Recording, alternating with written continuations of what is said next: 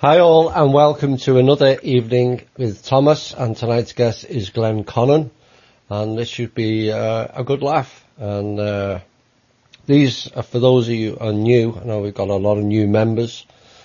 These shows are designed for the people to build their own show, tell their own life story, and they choose the topics and they choose the music, and it's all about them.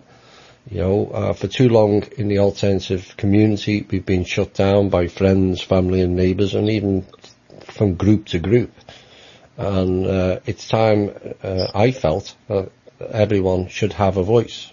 You know, it's not all about me, and it's not all about anybody else for that matter. It's all about all of us. So I look forward to today's show, and we're going to introduce Glenn now. And Glenn's got an announcement today because I believe it's somebody's birthday today, Glenn. Hi, Glenn. Imagine that. Yeah. Well, I'm there. Yeah. Yeah. Well, happy birthday, Dave.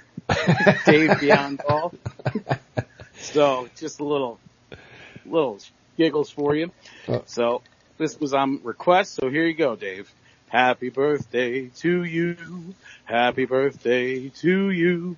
Happy birthday, dear Dave. Happy birthday to you. Yeah. Shoot some guns. Hope you're all paying attention now. So that was your ammunition close by and guns oiled up and everything ready to go. Because 2 weeks we'll be at the White House taking over everything. So how's it going there, Thomas? I've just had a nervous breakdown because I thought it was on the show with Drake again.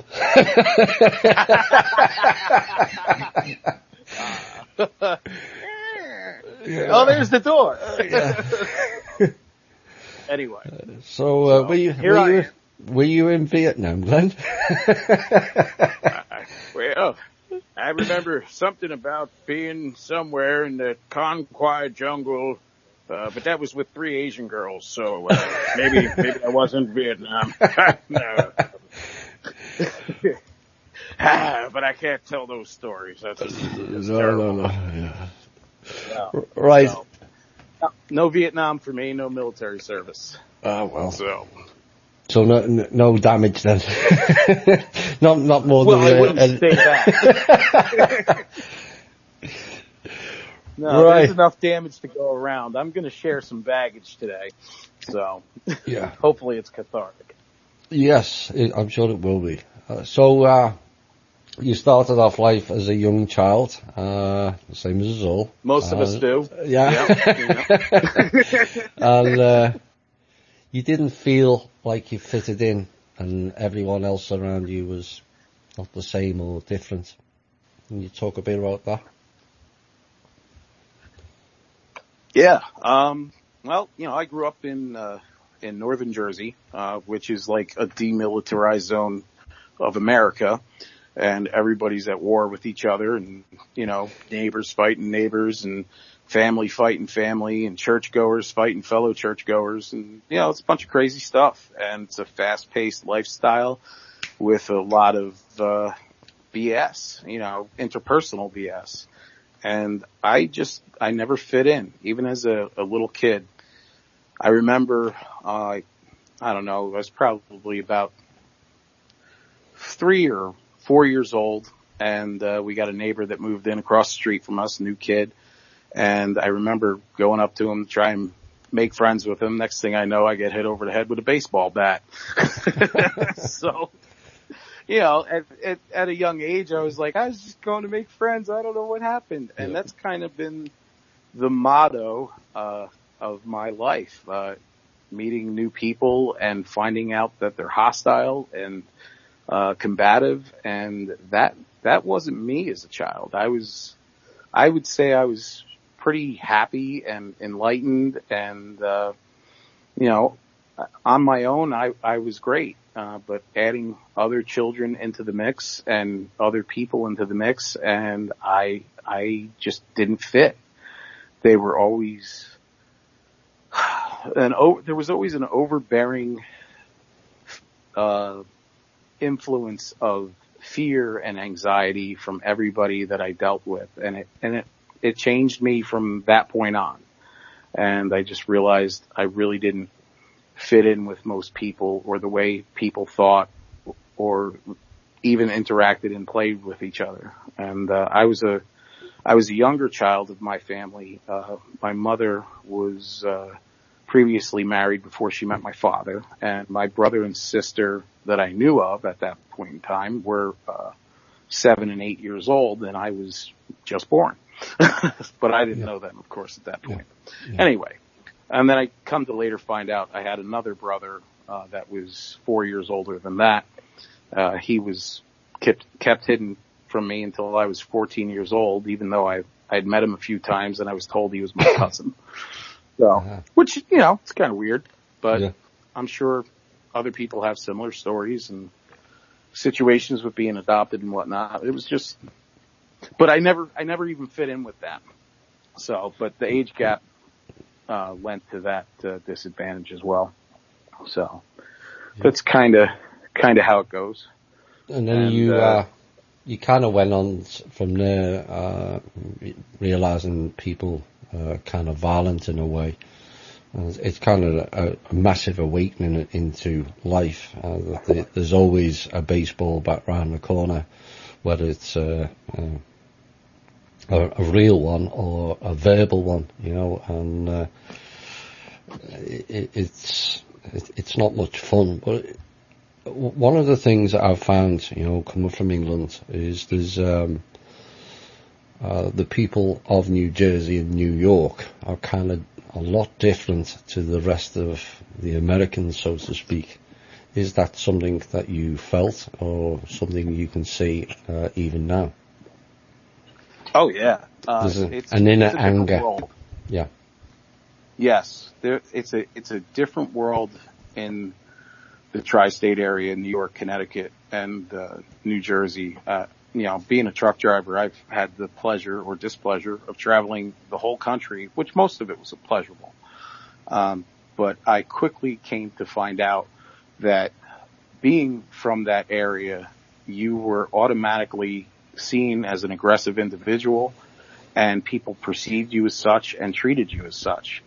And through my experiences, I have found out that most of the United States, people are wonderful, generous, kind, and would go out of their way to help you.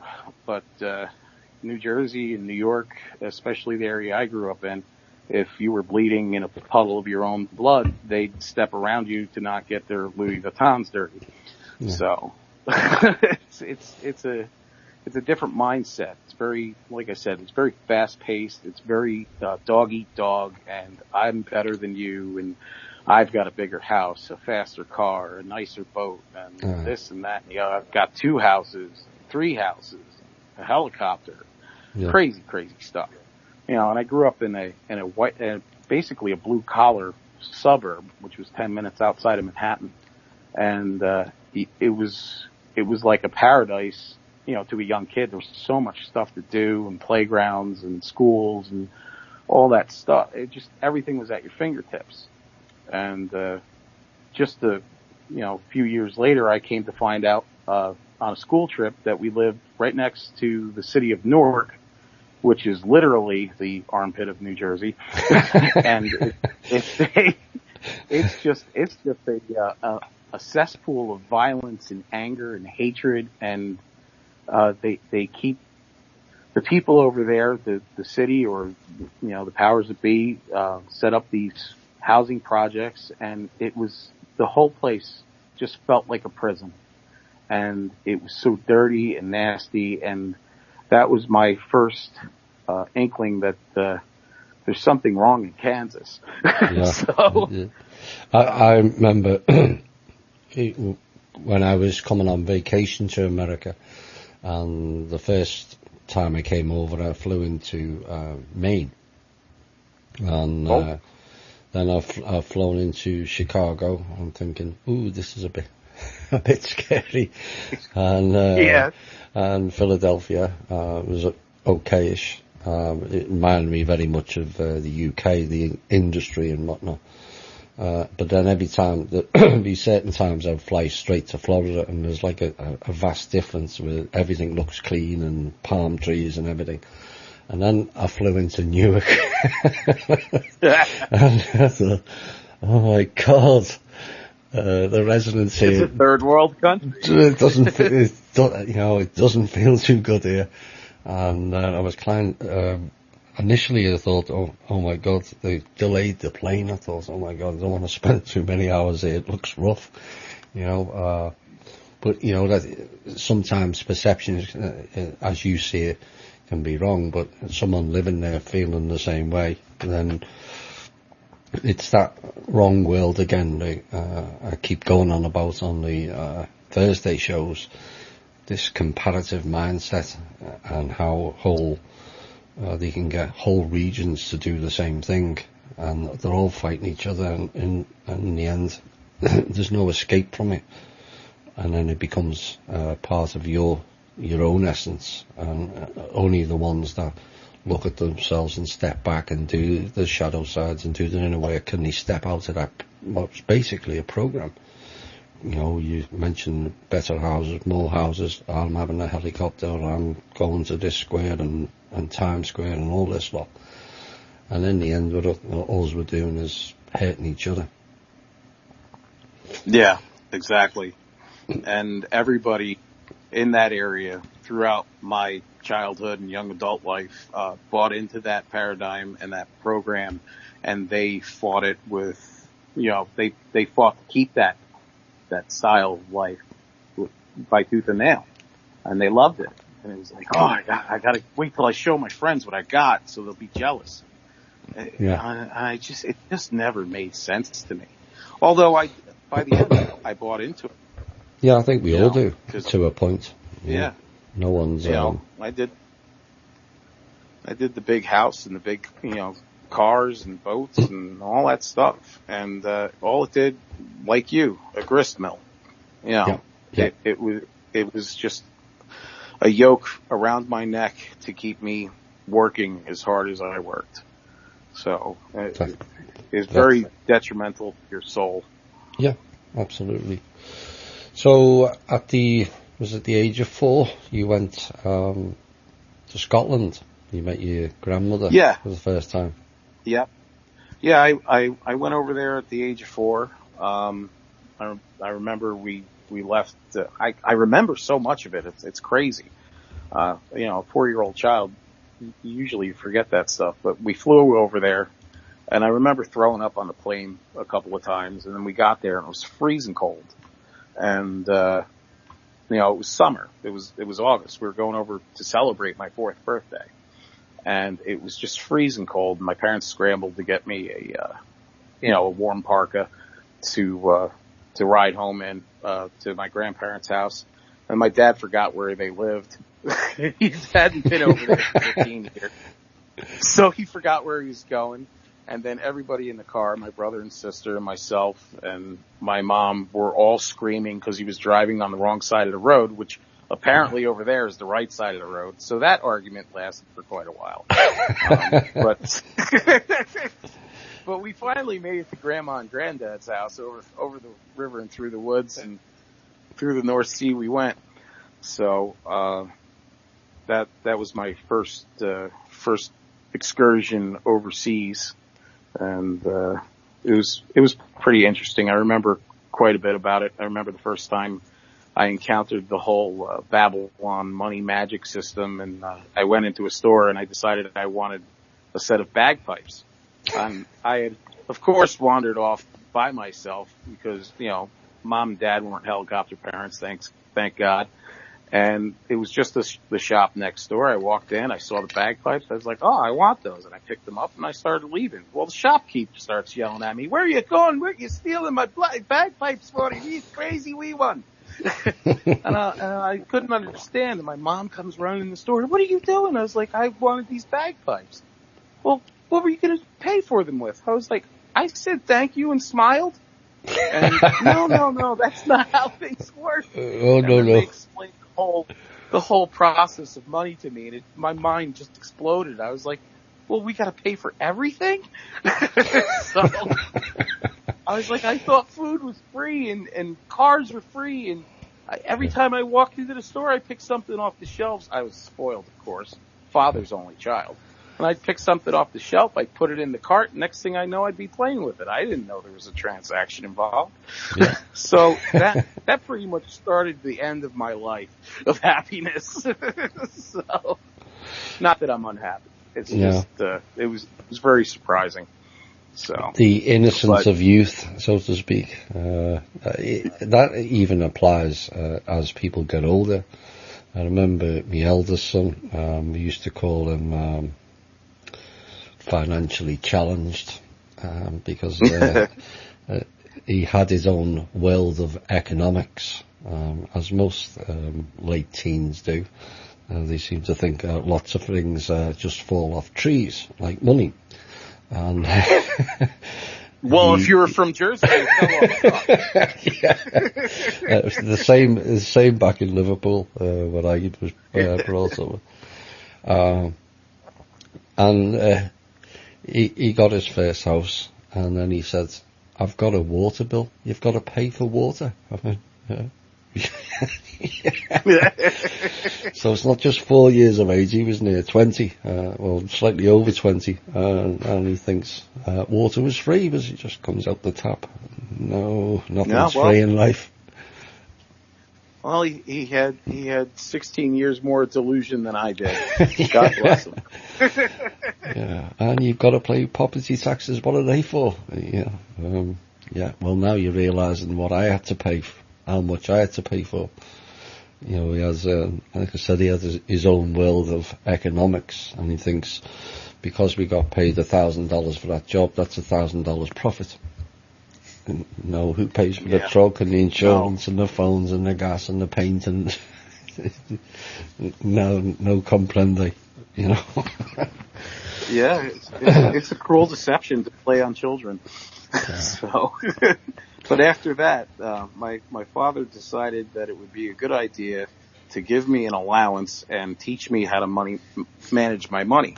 So at the age of 4.5 or 5, that's when it would have been 4.5 after my next year of schooling, that he says, you're going to get an allowance and you're going to learn that everything costs money. I'd pay 25 cents for rent every month and this and that and the other thing. And by the time I got my allowance, I had $5 left for the rest of the month, which was, I guess, the idea.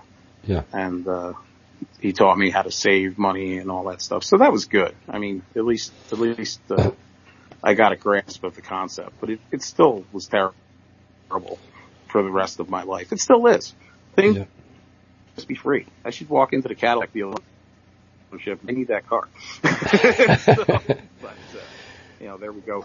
But, there we go with the, bigger, better, faster. That's a good, I've not heard of that before. It's a good lesson, because the problem with the ex-wife is she mollycoddles, as we would call it, helicopter parent, with him, and he ended up with no idea of looking after himself.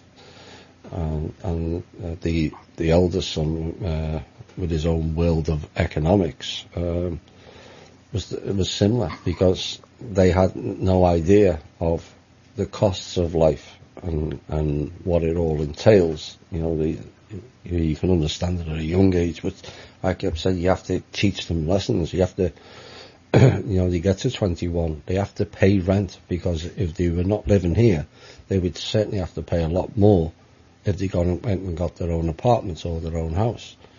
I said, you're teaching them life lessons. No. Yeah. And so at least yours, while some people will see that as being rather harsh for a young child, to me it's a life lesson, because then you realise you're going into the real life at a younger age. And so when you get to 18 and want to be personally responsible for yourself, and you don't want to be with parents, and I want to make my own world and way in life, suddenly you know that you have to pay for everything. Which is why I still live at home with Mom. Yeah, Mum's bank.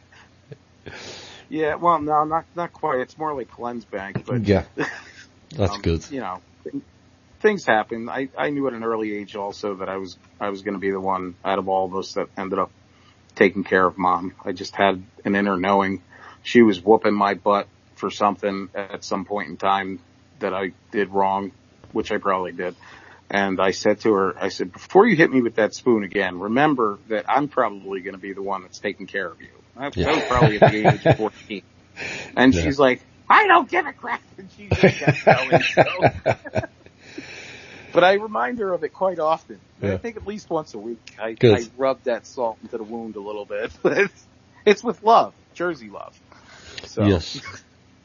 So, the gist I got, we've spoken, and I can pick up on certain things for comments on the page and whatnot, is you were highly intelligent for your age. That poses a lot of difficulties, doesn't it, at that age? How did you experience it? Well, at first everybody just thought that I was, there was something not quite right with me, that I was a little developmentally challenged as far as, people thought I was making things up. And I don't know, just as far as even just nursery school or whatever, I was always trying to figure out how to fix things or take things apart and put them back together. And I was always confrontational with anybody that told me how to do something a certain way, and I would say it was wrong or whatever. That was at a very young age, but that continued on into elementary school, where I just, the math they were teaching, the spelling, oh my God, the spelling, and the in English and all this stuff. I'm like, I already know how to do all this. Yeah. I was like, why do we need further lessons on it? And most of the times I didn't even agree with the way that it was being taught. I'm like, that's confusing. If you take 1 from 2, it's 1, and it was just, there was a lot of convoluted theories and stuff they were teaching us. It was a new type of schooling they were doing in New Jersey when I was a kid, and I was very combative and fought against it. And I refused to do my homework. I refused to do reading. I had a tactile issue with paper and print. Also factory type problems with the smell of ink, and I just refused to do all of it. I said, I don't need it. And they would give us tests, and I would get A's on everything all the time. And this went on until about 3rd grade, when they decided they were going to label me as dyslexic with oppositional defiance disorder. And I think there was another thing. I don't remember what it is now. Basically, you were challenging the system. I think that this is a common theme. This is why I brought it up, because I'm just listening to you explain my childhood and my school, and so I know some of the ones that we've had on these shows all said the same things. Some of the other show hosts I've spoken to and people in the community, it's all the same common theme, where they have a higher level of intelligence than most other children. They have thought processes that are completely different, and it creates a set of problems where most, like myself, go introverted and go into the shell and are frightened to speak. But you kind of are unique in that way, is that you came out the shell and went on an extrovert path, which is completely different to most others that have gone through this. Did looking back now, did you think that was the beneficial way for you to go, or perhaps you felt you might have been better, more introverted?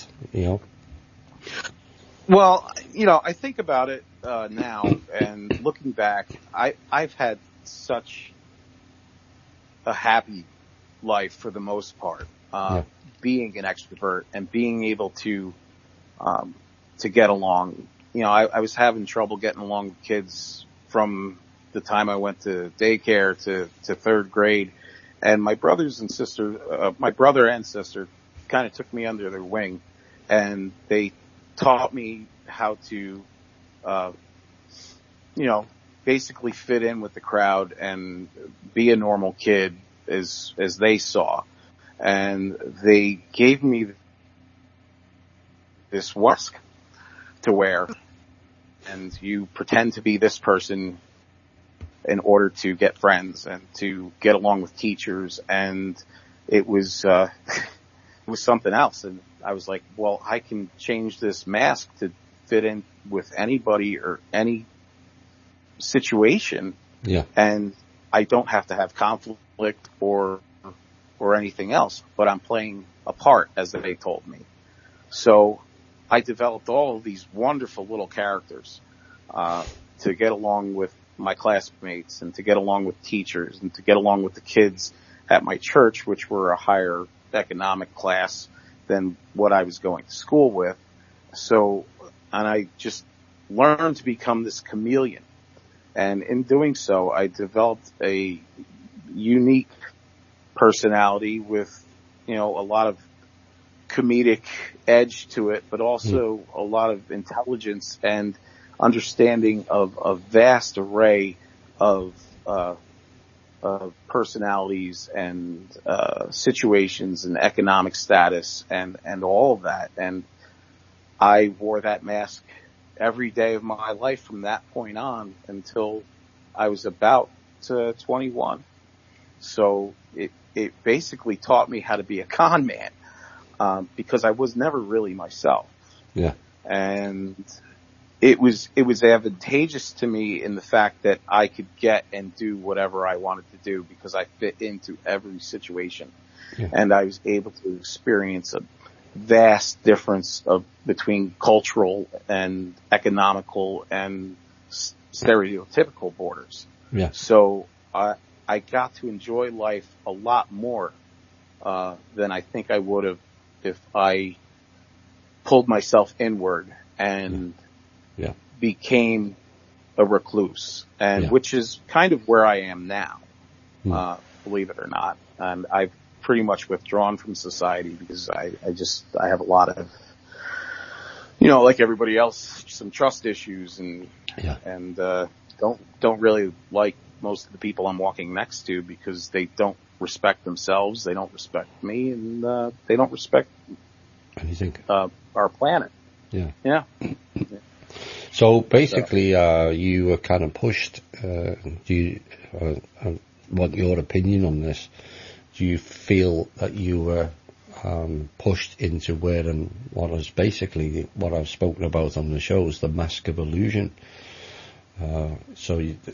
Anything that made you then fit in, and do you think it was their way of trying to pull you out of your world and back into theirs?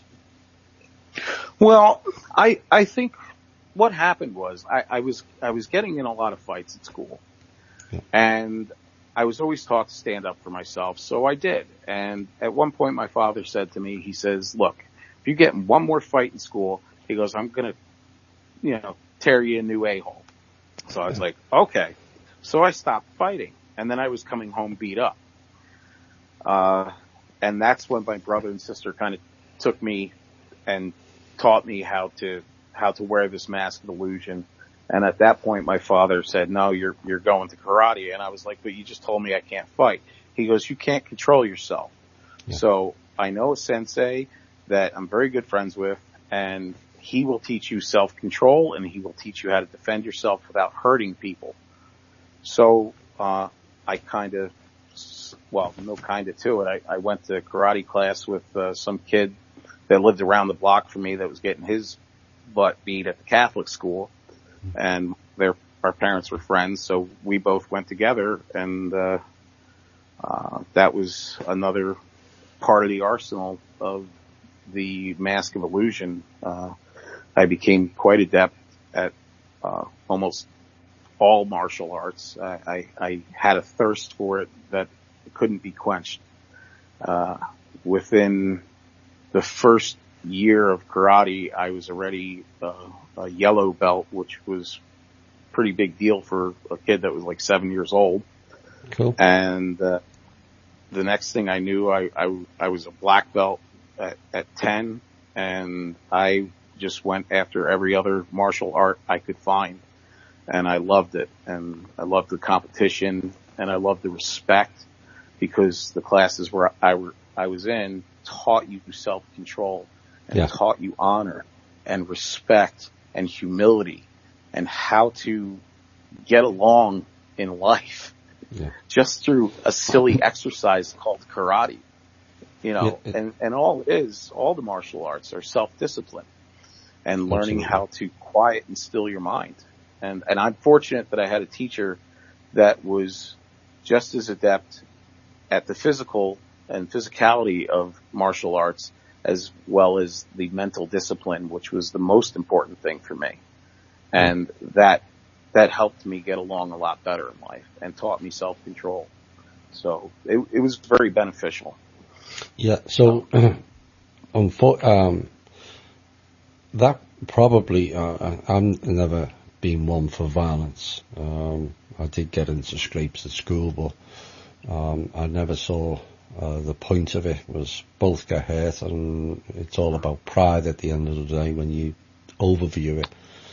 But one of the things that you just mentioned, it's about channeling aggression and learning control. And one of the things that really bothers me is the military and how they basically crush all your control, and they control you. So in other words, the military become like human robots.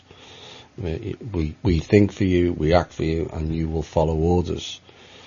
Is martial arts perhaps something that the military going forward, although I'm hoping going forward we won't need militaries for wars and all that unnecessary nonsense, but would you recommend that training would be more beneficial than soldiers than run them into the ground, drug them up and mind control them?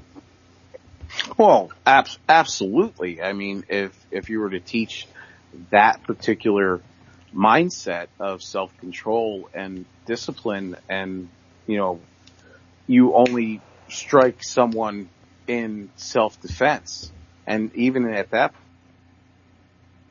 point, striking them to hurt them, you're striking to control their physical response and to limit the injuries you take and to try to not injure the other party. You know, because as someone that's studied in the martial arts, if someone attacks you, you know, 9 out of 10 times, probably way more than that, I can disassemble the human body very quickly, and most people that are adept at martial arts can do that. Yeah. Now, you don't hear about martial artists going crazy and attacking a school or attacking a bunch of people in an office or something like that, because they have a mindset that even when they're attacked, I know that I can hurt that other person or kill them just because I have the skill. But my main objective is to stop them from hurting me and to stop themselves from me hurting them. Yeah. You know, just to, like you would control a petulant child, you would put him at a pick and a therapeutic hold, and you would hold him until he calmed down. Yeah. You know, in regards to the military, you know, hopefully, like you said, there's no need for that going forward, because I'm pretty sure most of the people I've ever encountered in this life all say that they don't want a war and they don't want to be at war with this country or that country or the next country. It's all, you know, brought about by the banks and manipulation of currency, and let's get this country in debt so we own that, and get that country in debt so we own them, and get them to go to war so they destroy everything we don't like. Yeah. In a nutshell. Absolutely. So, but you know, I think the physicality of martial arts is a great benefit to a human being, just because exercise is just as much nourishment for the soul as thought and meditation. Yeah. You know, you need to use this vessel in order to get the most out of it. So, Do you, something else that just came to me. Did you find it easier to do meditation because of the martial arts training? No. No. I have never, up until the last few years, I have not been able to quiet my mind enough to quiet the chatter and to stop that monkey mind from yelling at me. Yes. I've always had a mind that was racing. I was solving problems 24/7, unless I was running from the night terrors that I had as a child, which were abhorrent, to say the least. Yeah. You know, and you know, I've just never found that inner peace. And, you know, meeting all the people on THI and even Cosmic Voice and Universal Voice for that matter, it all started me down a path to find that quiet space in my mind. And I owe that to everybody listening. I owe that to you and Chloe, and I can't be thankful enough or show enough gratitude for the ability to quiet my mind down. Good. So, that, you know. So given you introduced, came onto the show singing, you have a father who's a singer and an actor in Scotland. Yeah. Was he good at it? Successful? He could have been very successful, at it in Scotland. But he had a dream of coming to America, and he was an apprentice baker in Scotland while he was singing and acting over there. And he just wanted to come to America and be a baker, and he was hoping to get a job, you know, singing in a choir or something to that effect. He kind of wanted to like do something like the Lawrence Welk show or whatever. And he came over to this country, in the 50s, I think. I want to say 50s. Nope. Yeah, late 50s. He came over and, he started working for a bakery in Kearney, and, he liked it and he was making good money, and he never, I guess he never had the confidence to go and pursue his dreams of singing and acting. And he fell into a church, and became a very, poignant part of the choir. And he was their lead soloist, where he also met his friend, Sir Walter Reinhold, knighted by Her Majesty. And they became best buds, and he sang in their church, and he sang at NYU a few times, and he's sung for plenty of, the, you know, Sinatras and people like that. They've come to the church just to hear him sing for Christmas Eve or Easter services and stuff, and would leave $10,000 in a collection jar. So, you know, that was enough for him, and he was happy with his life. So he just never pursued it, because he met my mother. My mother had 3 kids, and, he was a very kind and giving person. He just said, well, you shouldn't go through life with 3 kids and no husband, and he asked her to marry her, and I miraculously came about. So Good. That's pretty much where he stayed, until he started his own bakery. His, sister-in-law embezzled every cent he had. He was going to get arrested. One day, and my mother took her divorce settlement and bailed him out from the IRS and paid all the back debt. And that they basically lost the bakery at that point, and he started working for Anheuser-Busch. That all happened by the time I was 6 years old, I guess. So a lot of family love. Yeah. So you mentioned briefly before about night terrors and sleep paralyzation. Can you talk us a bit through that? It must have been difficult. Sure. Or it is. It's not. Must have been. It is difficult at that age. And how do you approach your parents? Did you approach your parents? I I probably told them what was going on, but parents of the day were just like, oh, they're just nightmares. You'll grow out of it. And there's nothing to be afraid of. And look under your bed. There's nothing there. And come in and read you a story, or tell you a story about something or other to help sleep. And I don't think I realized at that point how bad it was, because it got to the point where it was normal for me. I would go to bed, whatever time they put me to bed, and I would go to sleep. And I remember, a lot of the times waking up and couldn't move my arms, couldn't move my legs. I couldn't talk. I could move my eyes, but I couldn't move anything. My head, nothing. I was just stuck there. No matter how hard I tried, I couldn't move. And that happened quite a bit.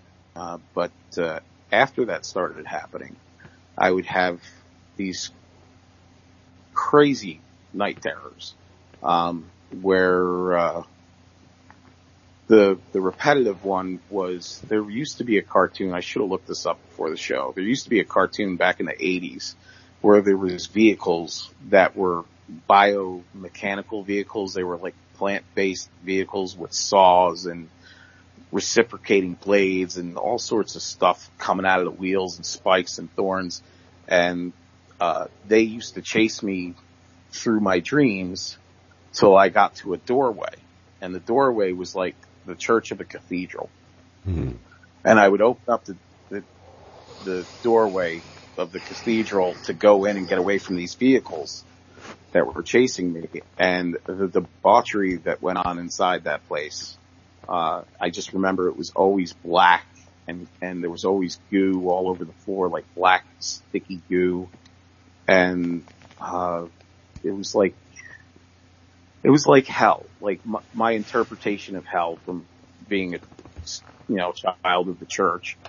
And I would black out at that point, and then I wouldn't remember anything, and I would wake up with the paralyzation. And it happened at least 4 or 5 times a week for a good couple of years. And I tried to convey it to my parents, like, oh, you're just being silly. And it continued like that for a long time. That's one of the realms, by the way. Oh, right. Okay.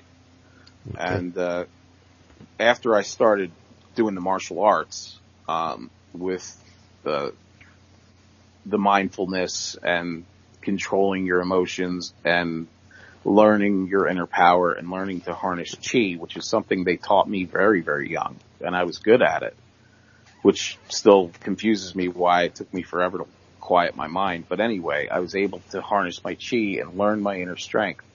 And by the time that I became very good at martial arts, I was able to fight in my dreams, and I was able to win, and I was able to manifest myself as a bigger, stronger, more knowledgeable individual in my dreams, and just stop these vehicles at will and literally take them apart with my hands, in my dreams, of course. And then I never had to go to that door anymore. I never had to go to that cathedral door, because I was able to circumvent that through taking care of those things in the astral. Where I got sucked further in. And that's when I started, my dreams changed from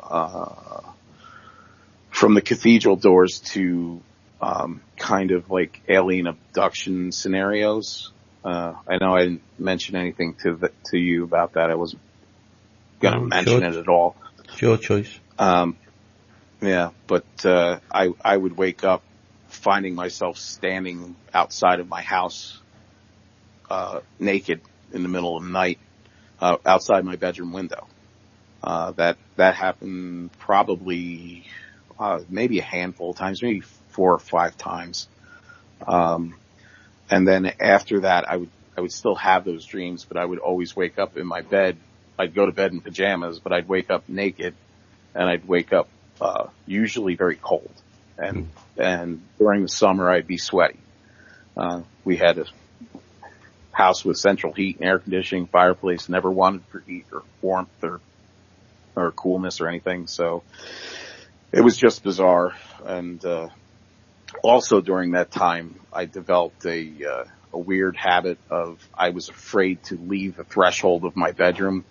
So I would pee in containers if I had to wake up in the middle of the night and go to the bathroom, which was kind of weird. But my parents thought nothing of it. They just yelled at me, stop it. It's the door. The key was the door. Yeah. And, and a lot of people, you go, not so much now, but you go back 10 years ago and you're explaining this to people, even 5, and automatically the trigger comes in, these people are not right in the head, and yet when you break, it's not a nice way to say it, when you get more familiar with different people and over a wide range of either countries or different states, and you get close and talking to them, every one of them has gone through something similar. They just don't want to talk about it. And this is the beauty of THI and these shows, is you're releasing the baggage of it, because you're holding on to that fear. As a young kid, suddenly there's demons and all kinds of other things, and you're just told, no, it's just your imagination. Well, you can't imagine something that doesn't exist. It's not possible. So right. If you imagine something, if you imagine something, then you've seen it, whether it's this lifetime or previous. You have seen that entity or that theatre or that realm. We had, I can't remember which one it was. It was Patrick or Eric, and he described one of his dreams, and that was another realm. There's the circus realm, the tricksters with the mirrors, and they're things that you, as you evolve on a personal level, as you go up your own evolutionary growth, you learn to be able to sidestep those realms and go to where you need to go. And so people don't have to be stuck in the lower astral all the time with all the demons and the various entities that are loose energy and trying to take you out and soul harvest you, and etc., etc. Once you've gone beyond that, suddenly you're not experiencing it. And the reason is because you've gone beyond that plane, and you don't have to be there again. Unless you kill somebody, then your karma is if you're on the higher astral or the first mental plane, you're dropping into the lower astral again.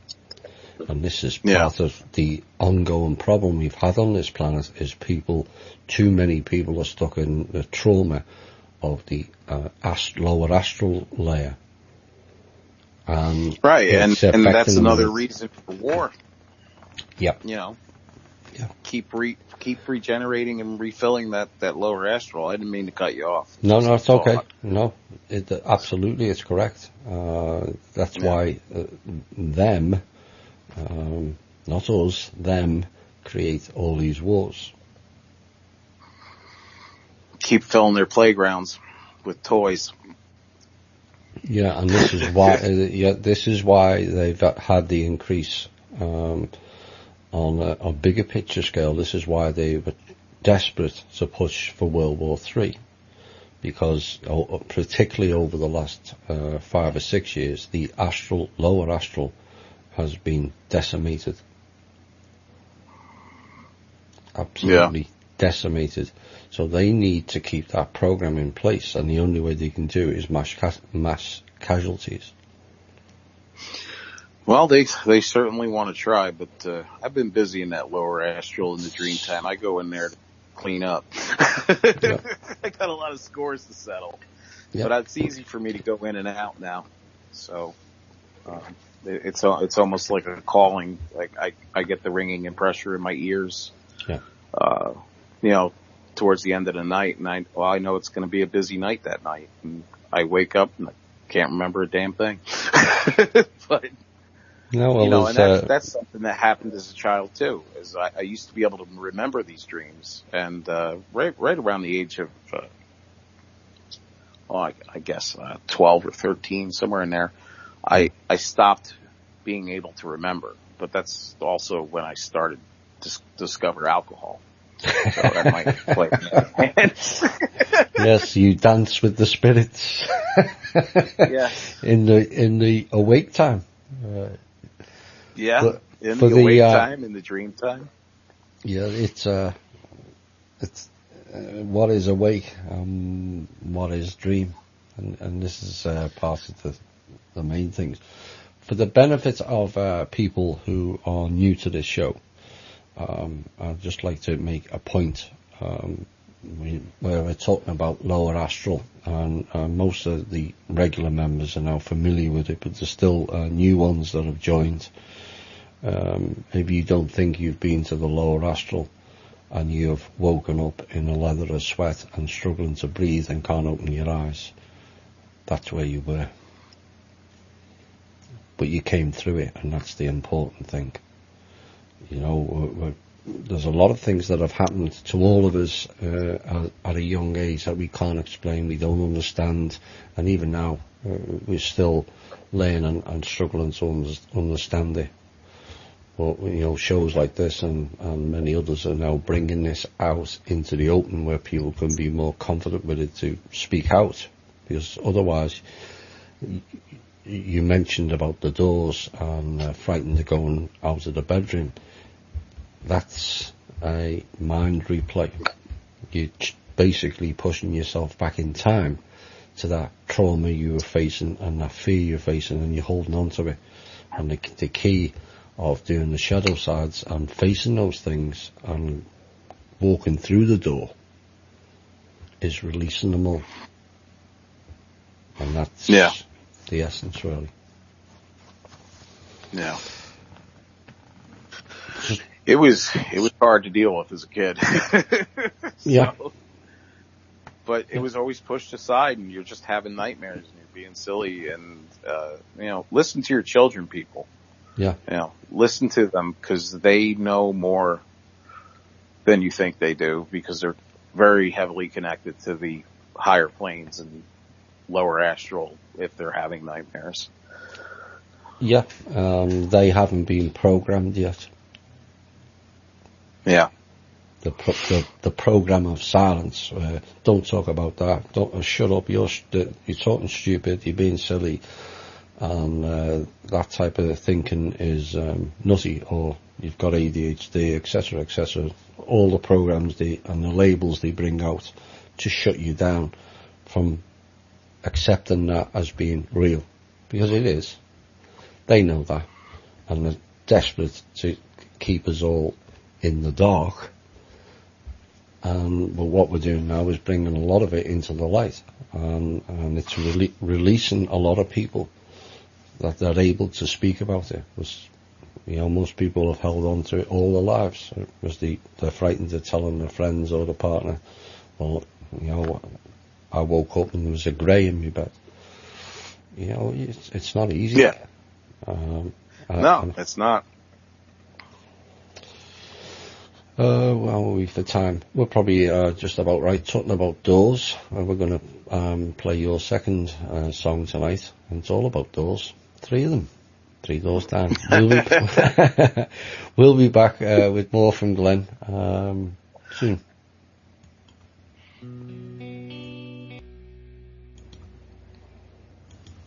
Hi all, and welcome back to An Evening with Thomas, and today's guest is Glenn Connon, and we're going to hear more of Glenn's story now. I just thought of something we were just mentioning about certain realms, and that's one of them. And this is, I mentioned the circus realm. This is kind of why there's a lot of children who don't like or fear clowns. So that should tell a lot of people that it's real, and it doesn't really make sense. That suddenly you'd have a fear of something when there's no apparent fear to be perceived, but that's why the old circus realm and the clowns. Oh, is that Drake again? Yeah. I just found my squeaky door there. Yeah. I don't know what this show is you're doing, Thomas, but it's not getting to the meat of the head. Get your guns. No, I had to do the squeaky chair bit, and I don't have a squeaky door. So I'm going to do squeaky chair bit. We did that. Now I'm going to go downstairs, make some noise, clang and bang, shut the microwave a little bit. I don't know. See what happens. So just playing it by ear. Yeah. What's going on here? There's the microwave. Yeah. Okay. You can't get it beeping there. It's beeping. Yeah. All right. We good. Got the microwave beeping. I got to cover my bases. Yeah. So it's time for a cigarette. I didn't have time yet. Can you make me some coffee, Chloe? Yeah. Glenn wants some coffee. No, we can continue talking. I'm just going to get out my trusty little lighter here. Yeah. Cigarette. Oh, this chair squeaks too. Sorry, guys. I hope it doesn't annoy you out there in radio land. All right. Get outside and have me a beer and a smoke. And oh, there we go. Now that's a proper. How you light a cigar. Yeah, that's a proper light. Yeah, little sideshow just to break up the monotony. Yeah. So it's kind of how I do things with my mask and whatnot. So yes. So what is the mask, and how can I stop it from changing faces? And your siblings helped you a lot. And yeah. Until you discovered the dark side of the Force, and you got into your adolescence and teenage years. How did that all go? The dark side of the Force. That's right. Yeah. I'm a good writer when I think about it. Anyway, pat myself on the back. You told us not to, hide our talents. So, exactly. Well, dark side of the Force started when I actually started making my own friends, and I lived across the street from this kid Chris. And we were afraid of each other until we were about 12 years old. So we ended up talking to each other. Oh, I remember what happened. Sorry. Around the age of 12 and a half, I went and got a job, started working for a hardware store where my brother started working. And I discovered that money was a great thing, and I was going to save up all the money I made at the hardware store to buy DJ equipment because I loved music, and I was sick of singing opera and church hymnals and all that stuff, and I just wanted to play dance music like I heard on the radio all the time. Yeah. Because back then in city, the clubs would play live feeds of their DJs at night on the radio stations. So you got to hear them mix the music together, and it was a seamless flow of energy, and I just loved it. So in order to buy this thousands of dollars worth of equipment, I needed a job. So as soon as I could get my working papers, I got my working papers, started working at the hardware store, for the old lady that my brother worked for. He probably stopped working there about a year or so before I started because he was so much older. And I worked there for a while, and the woman kept accusing me of stealing money from the register. Come to find out, her son, the owner of, or manager of the hardware store that she owned, was a heroin addict. And he would come in and he would steal money out of the register, and I never realized it was stealing. I was still pretty naive as a kid at that point. And I didn't recognize it as stealing. It's his store. He takes money out of the register. That's what he does. Well, I was getting accused of taking that money. So I devised a little plan and borrowed a friend's camcorder with a remote control, and every time he went to the register, I'd record it. And I showed that to the lady, and she said that that was phony, and her son wouldn't do that, and I made the tape up, and I was like, oh, wow. By that time, I had saved enough money to buy my own equipment. So I quit, and there was a lot of turmoil in that, and it was the first time I ever wanted to hurt an individual, especially a woman, and a senior lady at that. She was probably 85. And my martial arts training kicked in and said, I'm not going to take advantage of a human being that can't defend herself, and I'm just going to deal with her crap. And so the police had to get involved, and they looked at the tapes, and sure enough, they ended up arresting her son and found a stash of, drugs and whatnot in his living quarters. And then there was a lot of bad blood there with that family because we were all friends. And, my parents and them were friends, and that dissolved that friendship. Became a DJ, or started learning how to do all that stuff. And at that point, we had discovered my dad brings home 2 cases of beer every week from work. There was like 50 cases of beer in the basement. And I met all these new friends around the neighborhood, and I still needed a job. And how I met Chris was I went up to the gas station around the corner from my house, because you could do that back then, walk around the streets without your parents hovering over you. And I applied for a job there, and that kid that was my neighbor was working there. And he's like, oh, you're the kid from the middle of the block. I'm like, yep. I was like, you live with all those Catholic people. He's like, yeah. So then we became friends very quickly, and we discovered beer in the basement and made a bunch of new friends because they liked beer or wanted to find out what it was. And then my house kind of became the secret party house because my parents went to sleep very early, and the basement was big and soundproof, and I'd have a bunch of drunken teenagers over there every weekend. So that's when I started to discover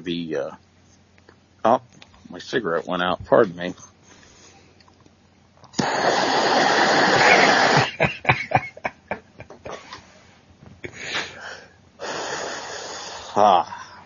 That's a good smoke. Drink time. So, anyway, where were we? Partying. You were in the basement friends, with a load of teenage friends. In the basement with a load of teenage friends. Okay, so we started doing that, and then drinking thing became a normal thing for us at the age of 12 and 13. Some of us were 14. And during this time, I would DJ in the basement for my friends, and I became quite good at it. So I started DJing at local schools and dances. I even had my parents drive me to weddings and stuff like that I would do. And I became very, very good at it, and I got a job at a few local clubs in New Jersey, working teen night, because, you had to be, you couldn't be, under 18 and work where they were serving alcohol. Yeah. And I met this girl, nice Italian girl from a different town, quite far away from where I was. About, it was an hour and a half ride on a bicycle to get there. But she was cute, and she was really nice, and we hit it off.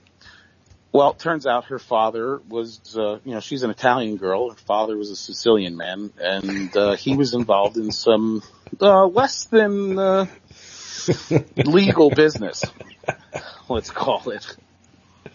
All very good fellas. Well, yeah, a little bit. Get your shine box, Tommy.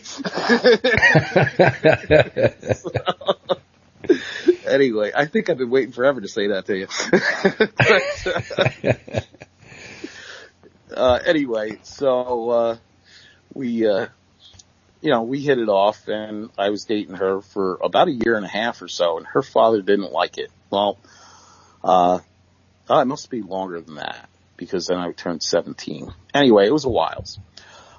And he figured that he didn't want me dating his daughter or marrying his daughter because I was a dirty, cheap Scotsman and he was a wealthy Italian businessman, quote unquote, or as you would say, inverted commas, or inverted commas. Yeah. So, in inverted commas, he was a businessman, and he said, well, I can get you some jobs working at the nicer nightclubs in Manhattan. I was like, but I'm not, 18. I can't work at a place that serves alcohol. He says, you don't worry about that. I was like, okay. So he pulled some connections, and I was good enough. And next thing I know, I'm working at a club called Limelight, and another one called Palladium, and another one called Webster Hall. And he used my fame and connection with those clubs once I got popular enough to traffic certain nefarious party accoutrements into these clubs. And I became friends with the owner of nightclubs. I'm not going to name. And we just started making money hand over fist with the trafficking of said party accoutrements. Yeah. And that became a very addictive lifestyle very quickly. And it went out of control to the point that it was pretty much like the end of the movie Goodfellas, looking out of my car for police officers and whatnot. And at that point, I had graduated high school. I was going to college for mechanical and electrical engineering, and a minor in physics and astrophysics. And I was going out of my mind because I was always loaded on something, whether it was alcohol or drugs or whatever.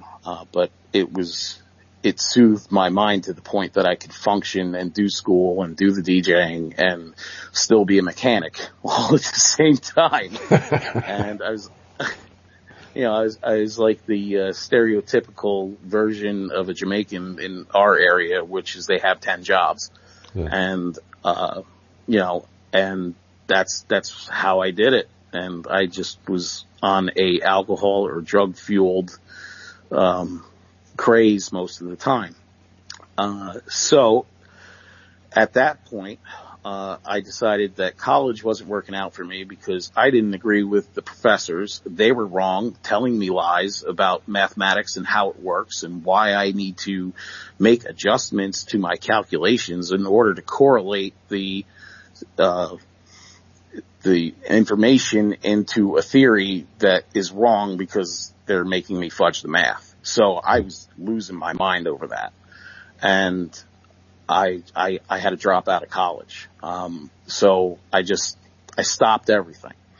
And I said, I need to slow down. I need to, relax a little bit. And I took a course in electronics at a place called Retz Institute in Nutley. And I was killing it there. It was easy to me. Just basic, simple electronics, how a circuit board works, how programs work, and how to write code and all this stuff. And it was really easy to me, and I picked it up really fast.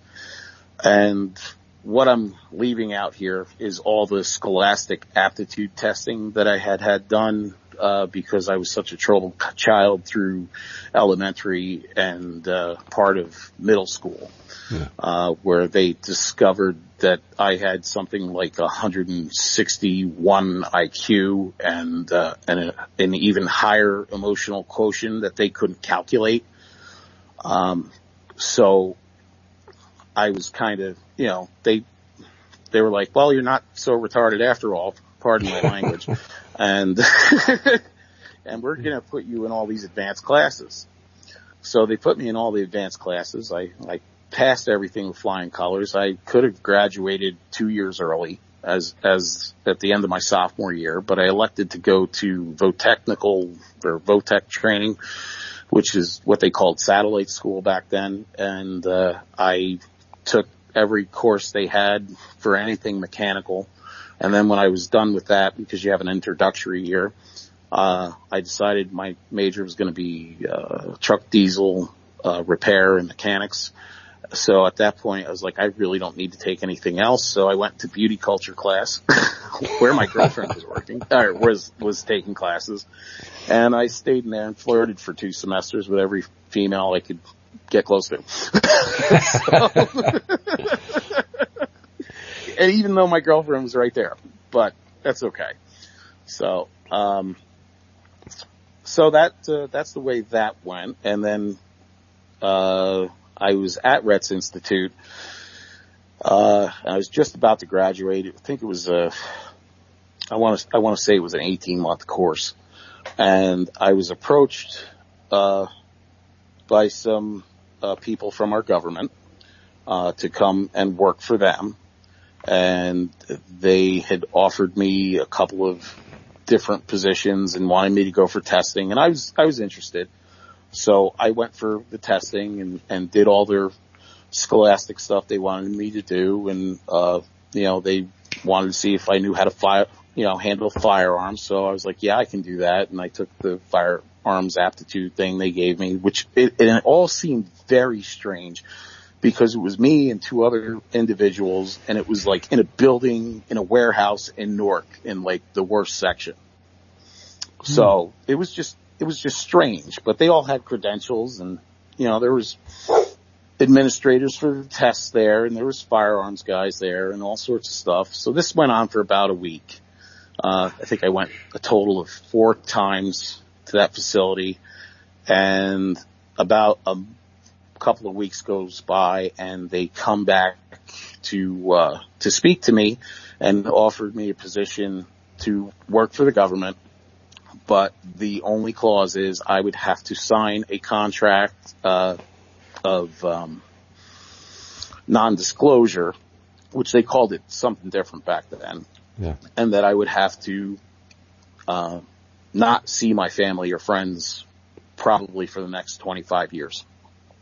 And that was mandatory, that I had to cut all ties with family and friends. And, I could tell them I was going to work for the government and that would be it.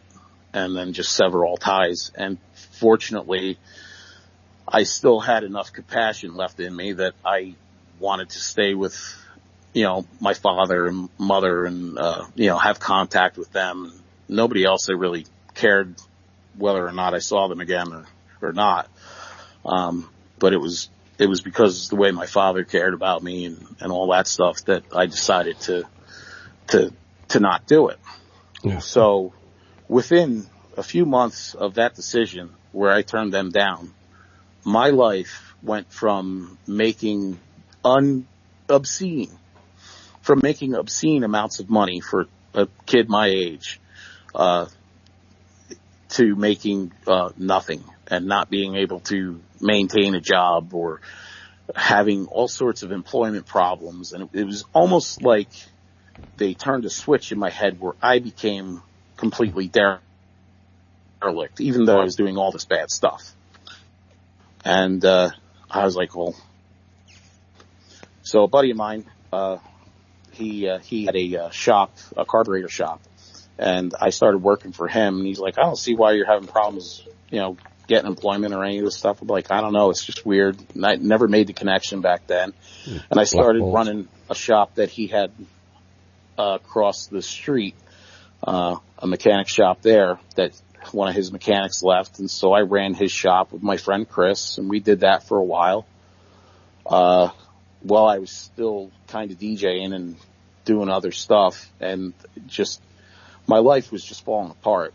And I decided I needed to leave that area before I killed myself or somebody else did it for me. And that area would be, the North Jersey area. And, I kind of took off. Yep, go ahead. I just want to, it's just, even listening for the last, 20 minutes, everything was going on at the same time. Looking back now, do you think you would, even ignoring the government, issue, do you think you would be where you are now and the state you're in now if you'd have carried on that lifestyle? No, I'd be dead. Yeah. I would have been dead. It's everything. The things, we've been going an hour and a half now, and throughout your life, everything's happening at a pace. You learn quickly. You became an adult really before you hadn't even gone halfway through what is perceived as childhood, and everything's job, money, girls, and it's all racing. And what was it that particular incident that thought I have to take stock, or was there another incident in particular? As you mentioned, you around this time you had some near-death experiences. Was that the change? Yeah. The first one probably was. No, the first one wasn't. I forgot about this stuff, Tommy. You're good. The first time that I had a near-death experience, I was really high with a bunch of friends, and I had thought that the police were walking up the driveway, and I threw everybody out the back door, and I swallowed all the stash we had in the house. Instead of flushing it down the toilet or anything else, I just swallowed it. And I died. I checked out. Simultaneous lighter. Right. Oops. Yep. Oh, oops. I forgot to say oops. Oops, I did it again. Anyway. Yeah. Yeah, so I stupidly swallowed everything, which wasn't a whole lot, but it was enough to kill you. And it wouldn't be the last time either. And I went into convulsions on my bed, thinking the cops were going to break in the door at any moment.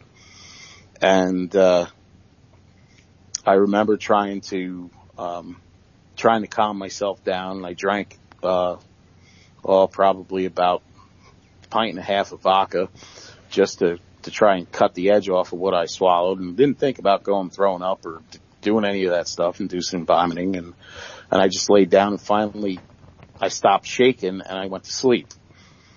Well, I woke up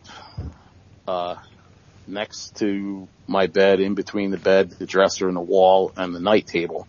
The night table was smashed. The dresser was laying on top of me. I had a chipped tooth and a dislocated shoulder, and I woke up to that mess. And I went to my neighbor's house and I knocked on his window. I'm like, "Am I alive?" He's like, "Yeah, you're alive." He's like, "What's going on?" I'm like, "You sure I'm alive?" He's like, "Yeah, you're alive." I was like, "Okay." So during this whole time, apparently when I went to sleep, I guess, this one's not clinically proven that I died, but I'm pretty sure I did.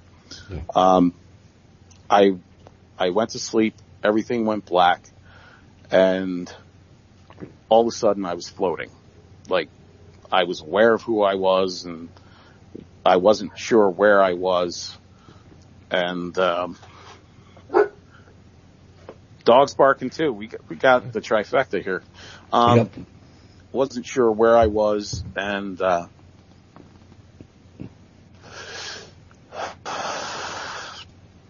it was dark, and I saw a point of light. And I remember saying to myself, "Don't go towards that point of light. Just go where you're going." And I was like, "But where am I going?" And something was telling me, "You're going to go where you need to go. Just don't go towards that point of light." So, me being me, I was like, "I want to see what's in the light." So I went to the light, and I was hearing music from the light. It was soft, it was caressing, and I felt like a familial draw to it. So I head towards the light, and I see my grandfather, and he's waving me in, and something's telling me not to go in. I go in, and I'm talking to my grandfather. He says, "What did you do?" He goes, "Do you know where you are?" I'm like, "No." He says, "You killed yourself." I'm like, "What?" And I was talking to him, and I don't remember what happened. And the next thing I know, another door. I have to go down this doorway and follow this light. So I go down into this doorway, and I walk down these stairs, and everything goes pitch black. And I feel like a bunch of things coming at me, like just a feeling. I didn't hear them, I didn't see them. Yeah. And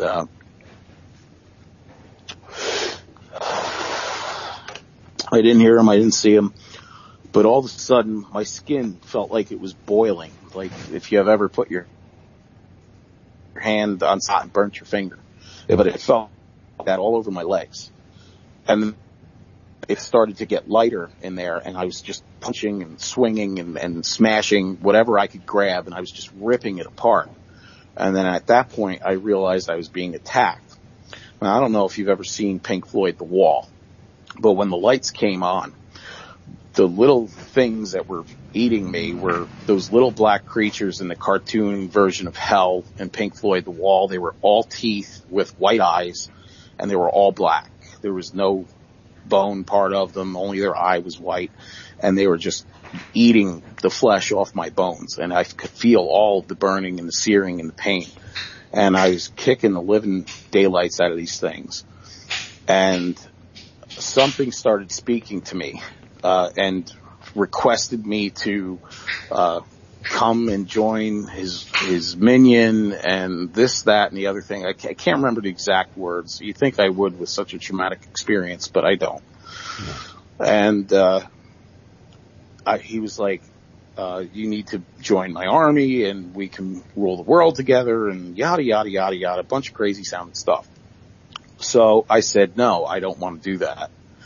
And he said, well, what do you want to do? I said, I want to go back to my life. And he says, I will give you the count of 10 to get out of here. If you can escape, then you can go back to your life.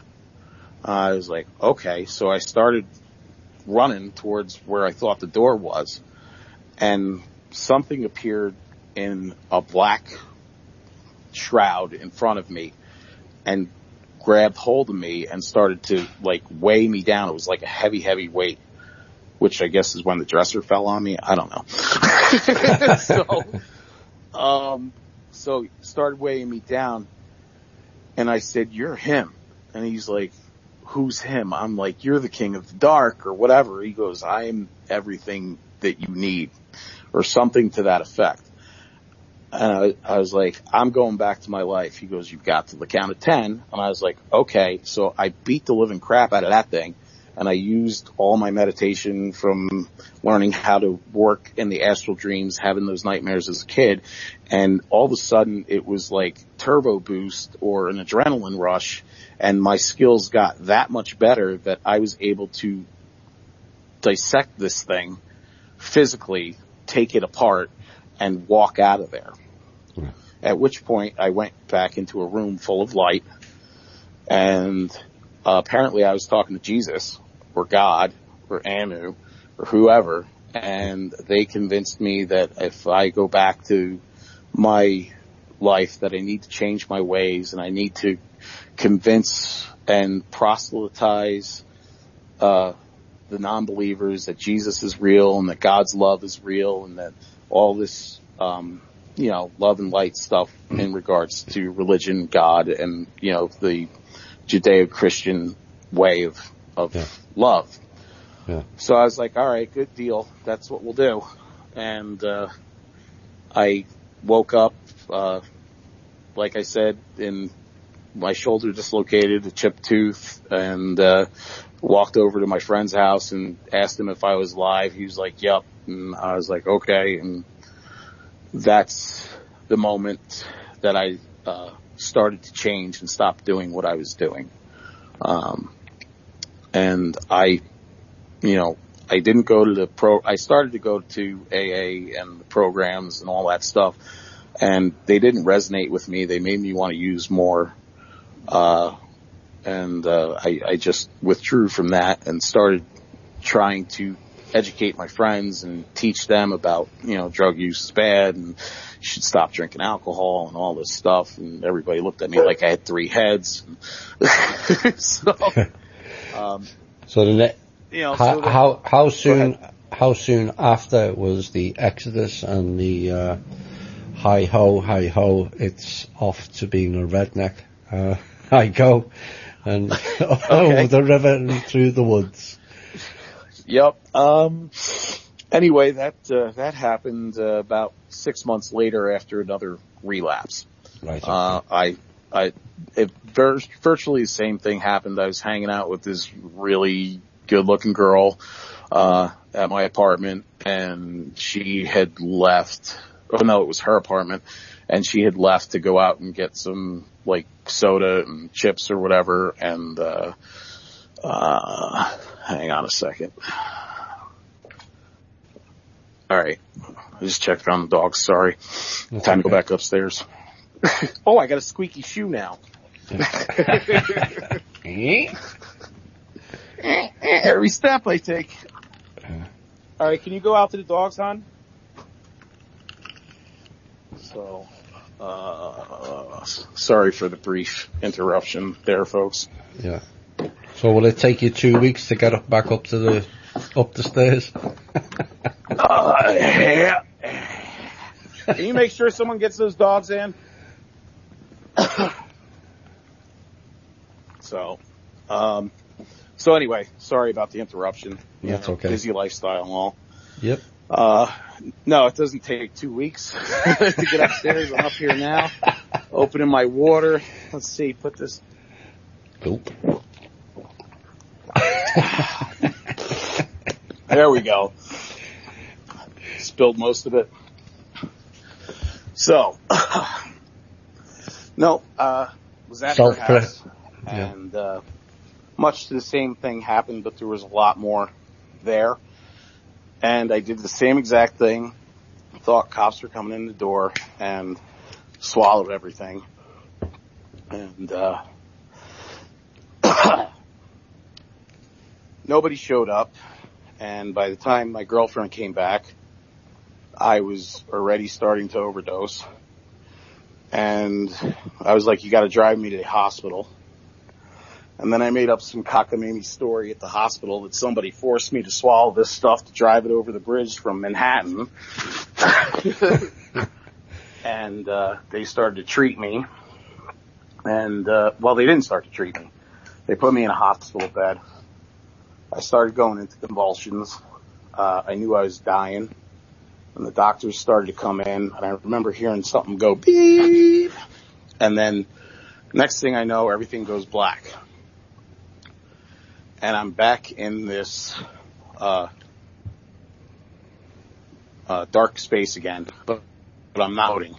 I'm being pulled down and to the side a little bit, which was whatever. And I meet this thing that I took apart on the first near-death experience, and it tried to convince me that I needed to join forces with him and enjoy the power and the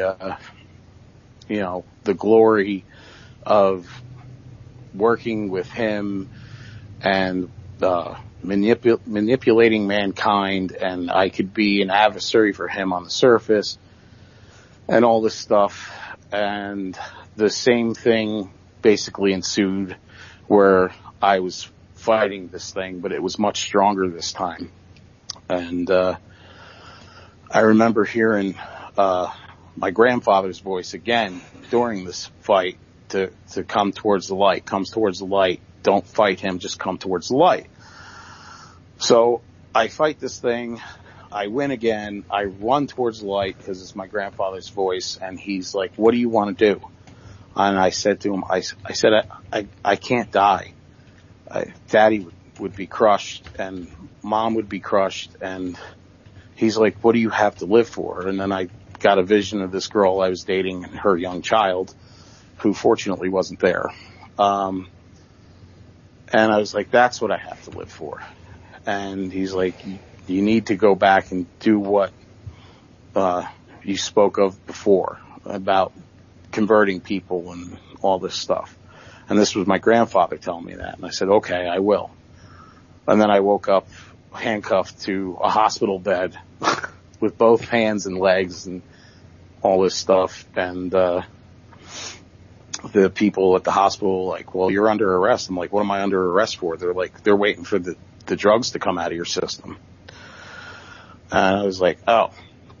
And then they told me about, don't you remember you said you were forced to swallow a bag of this and come over, the bridge and bring it to Manhattan and then wait for it to come out of your system.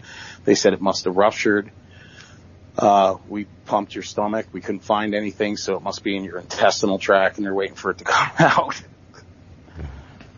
And I was stuck there for 2 days, and I was apparently out of it for 2 days prior to that. I don't know if it was medical induced coma or not. I just wanted to get out of there as soon as I could, and I didn't care about nothing or the bill or anything. Yeah. And I had a friend come pick me up when I was able to leave because they couldn't hold me any longer. And I packed my stuff that night. And I left. And that was over the river and through the woods to be a redneck I go. Yeah. And I never moved back to the city or went back to the city. I've been up here ever since, connected with some childhood friends that moved up here. And that's pretty much where my recovery started. Although it wasn't quite a recovery, it was just I stopped doing drugs. I still drank a little bit, but not very much. And I started to get my wits about me and sober up, and that took a long time. It does. I was hooked by that lifestyle and that way of living very deep. And it took me about 2 years, and I got a regular job up here working at a pipe plant, making like water mains and sewer pipe and all that stuff. I was running the night shift maintenance department, and it was like $14 an hour. It's probably the least amount of money I've ever made. So at that point, for a full-time job, and got a place up here and kind of tried to pull myself together, which I did with great success, and cleaned up and realized that I was working in a dangerous situation that was probably more dangerous than my lifestyle, with high voltage machinery all around me and water all over the ground and wires that weren't connected or covered or protected from the water. And I got electrocuted a couple of times there and thrown through a wall from DC voltage. Oops. It was like a bead of sweat dropped off the top of my head while I was working on a DC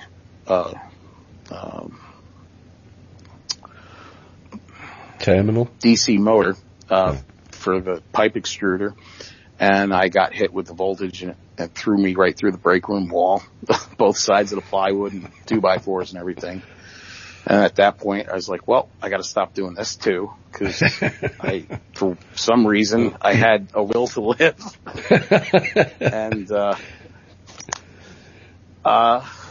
so after getting thrown through the wall, I quit that job. They hired me back a couple of times, and I decided, well, since you guys keep wanting me to come back and I won't do anything to better myself, let me self-destruct on you guys. And it was our annual golf outing. The plant manager was there and all, the owner and all that stuff. And I proceeded to drink a 30-pack of beer through 18 holes of golf with the promise of corn and fried chicken at the end. Corn on the cob, which is a very important point to this story. And I get to the last hole. I'm inebriated, can barely stand, but I'm still, still swinging because I got a good tolerance at that point. and I birdied the last hole. We went to the banquet, and I get in there, and there's no corn on the cob.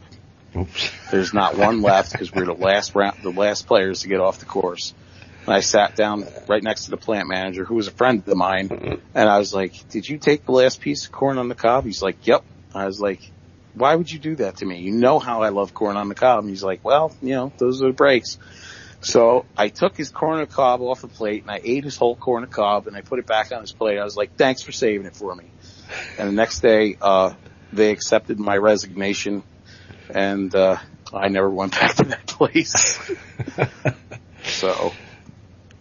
But do you not find?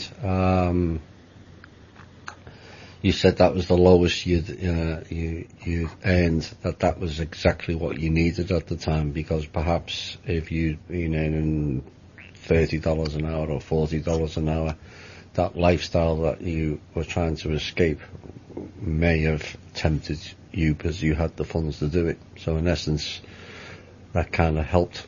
Is that the way you see it? Yeah, for the most part. I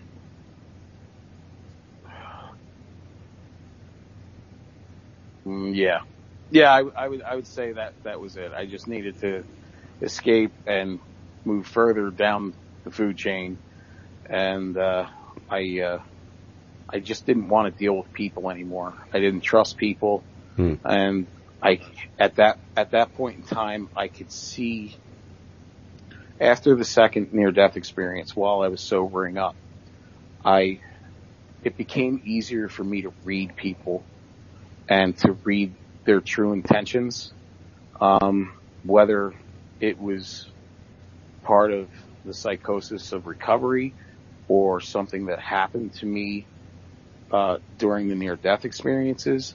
I was granted some sort of ability to read people's true intentions, and it became harder for me to deal with people because I could see, almost like see their real thought. It would not know their thoughts, but see their thoughts, almost like through an aura or through a cloud. Like I could see darkness behind people, or I could see light behind people, but not like, like how a movie would predict it, like an angel behind someone or a dark demon behind someone.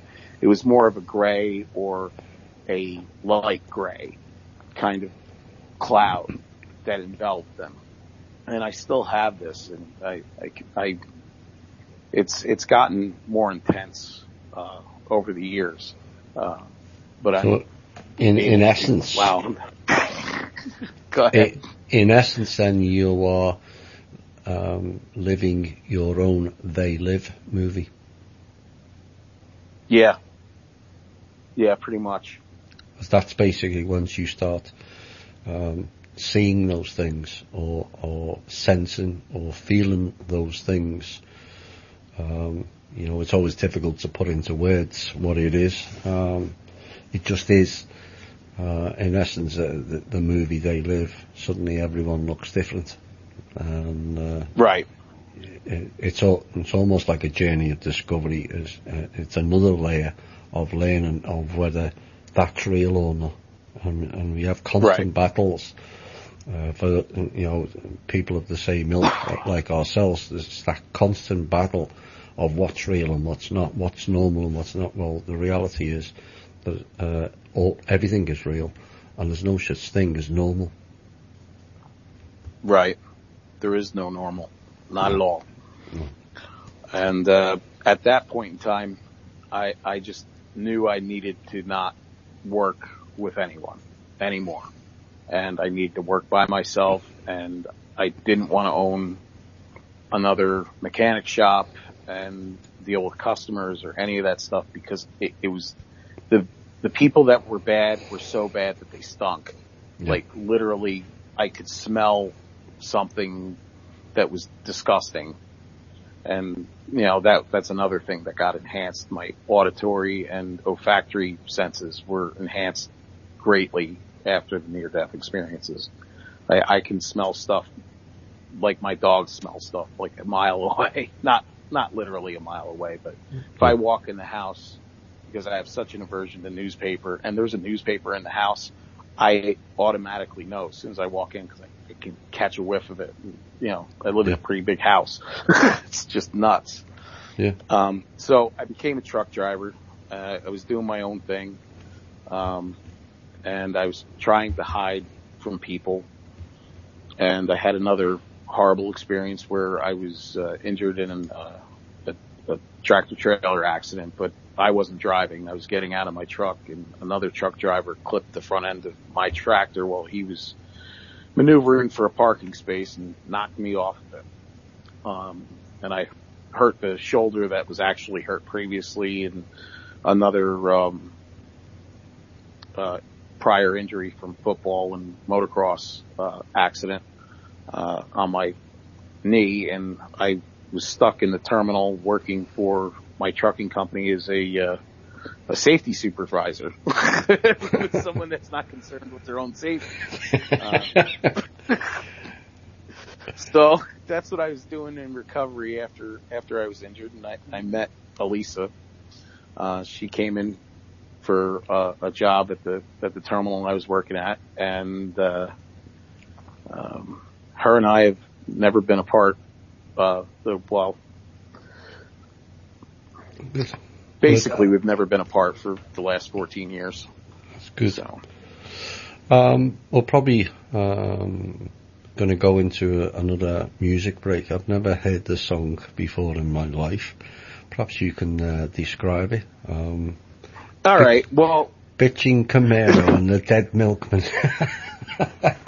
Well, see, this is a song from me being a hot rodder and building, fast cars and working at the racetrack and a bunch of stuff I didn't get into. It's crazy how much stuff I've done in my life. But basically, I built fast cars, and I was a race car mechanic on my own race car that I was sponsored by for Performance Centers of America. And it was quite a big deal, and I raced Mustangs, and this song always made me laugh because it's a bitching Camaro. So that's basically revolves around my racing career. So it's stupid, but it's funny. So Take it with a grain of salt. Yeah. Probably should have played Mustang Sally. No, bitching Camaro is funnier to me. Yeah. Because at that time, I hated Camaros. So. Right, here's the Dead Milkman and Bitching Camaro. Hi all, and welcome back to the final portion of tonight's An Evening with Thomas and Glenn Connon, and it was Bitching Camaro. Right, where are we going to next in the story of the mad world of Glenn Connon? Oh, jeez. I didn't even mean to sound like Drake there. That's the problem. So you became a truck driver, and yes. you developed road rage and found demon and dark forces trying to control your actions. And then we're going to get into some of the girlfriend stuff and your higher self. So what were the demon dark forces trying to control?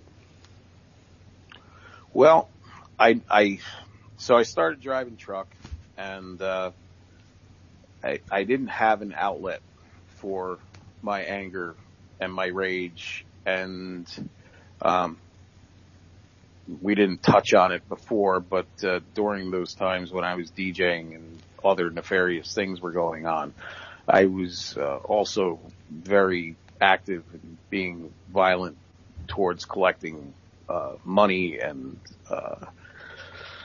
getting involved in fights with individuals within the organizations that didn't work well with each other, different organizations, opposing organizations and stuff. So trying to be delicate about that kind of thing, but I was quite violent.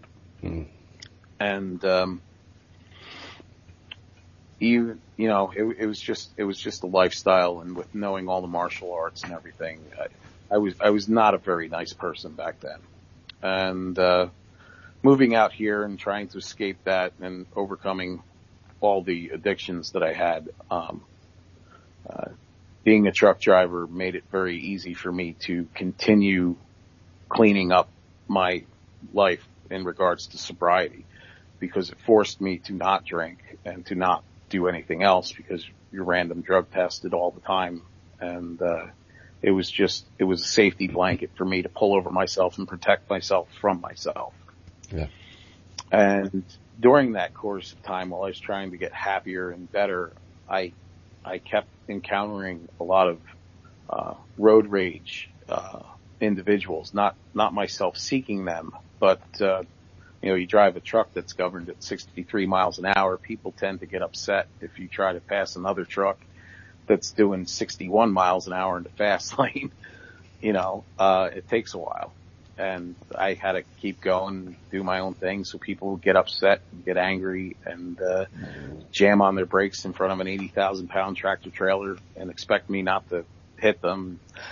And it was a very trying time, and it brought me back to my martial arts and learning how to center myself and how to calm down and deal with it. But it was never an easy task, and I became more and more leaning towards violence and violent actions while behind the wheel of the tractor trailer.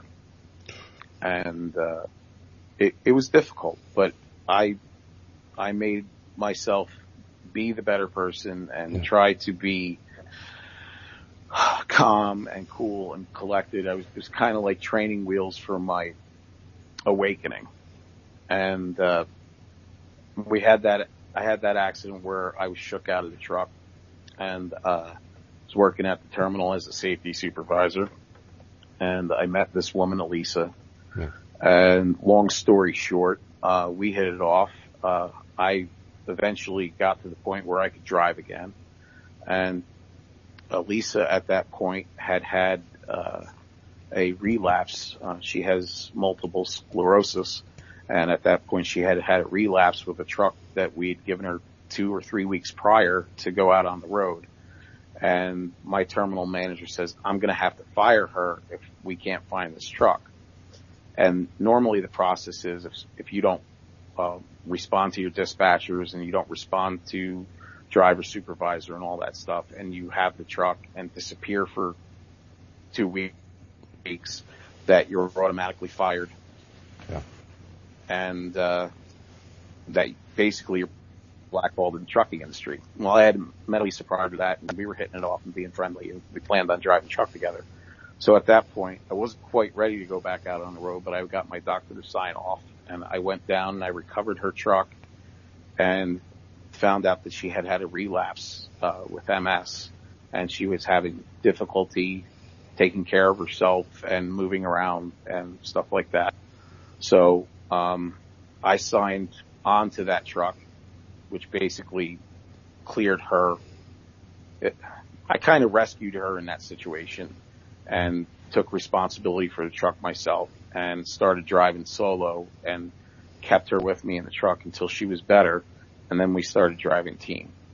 So we were never really apart at that point until from 2004 till 2012.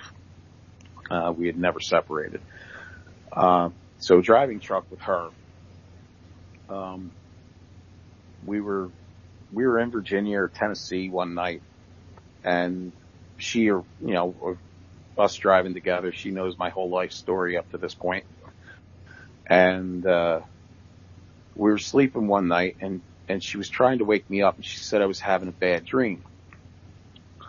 And when she woke me up, she screamed, and her head hit the back of the sleeper cab. It's just a twin bed, the two of us sleeping on it. And I thought maybe I had elbowed her or something, but I realized that I was tied up in my blankets pretty good, and I couldn't have. And her nose was bloody and the back of her head hurt. I was like, well, what's the matter? She's like, something hit me. I was like, what are you talking about? And she said, something hit me. You were having a bad dream and something hit me. And she started screaming. And I was like, what's the matter? She's like, my back. And I pulled up her shirt, and I'm watching 3 scratches go down her back, like the red marks she would get from getting scratched. Yeah. I was watching them form down her back with welts. And the truck stunk of like onions and raw eggs, or, rotten eggs, like sulfur, pretty much. All of a sudden. And I was like, whatever you're doing, just stop. I will come after you. Just stop. And I remember saying that out loud and being very angry and full of rage. I am angry and full of rage. Anyway. It's from Signs. There you go. Mel Gibson, Signs. Running around the house. I'm angry and full of rage. Anyway. So at that point, I noticed from that point on that I was less angry and I was less reactive on the road.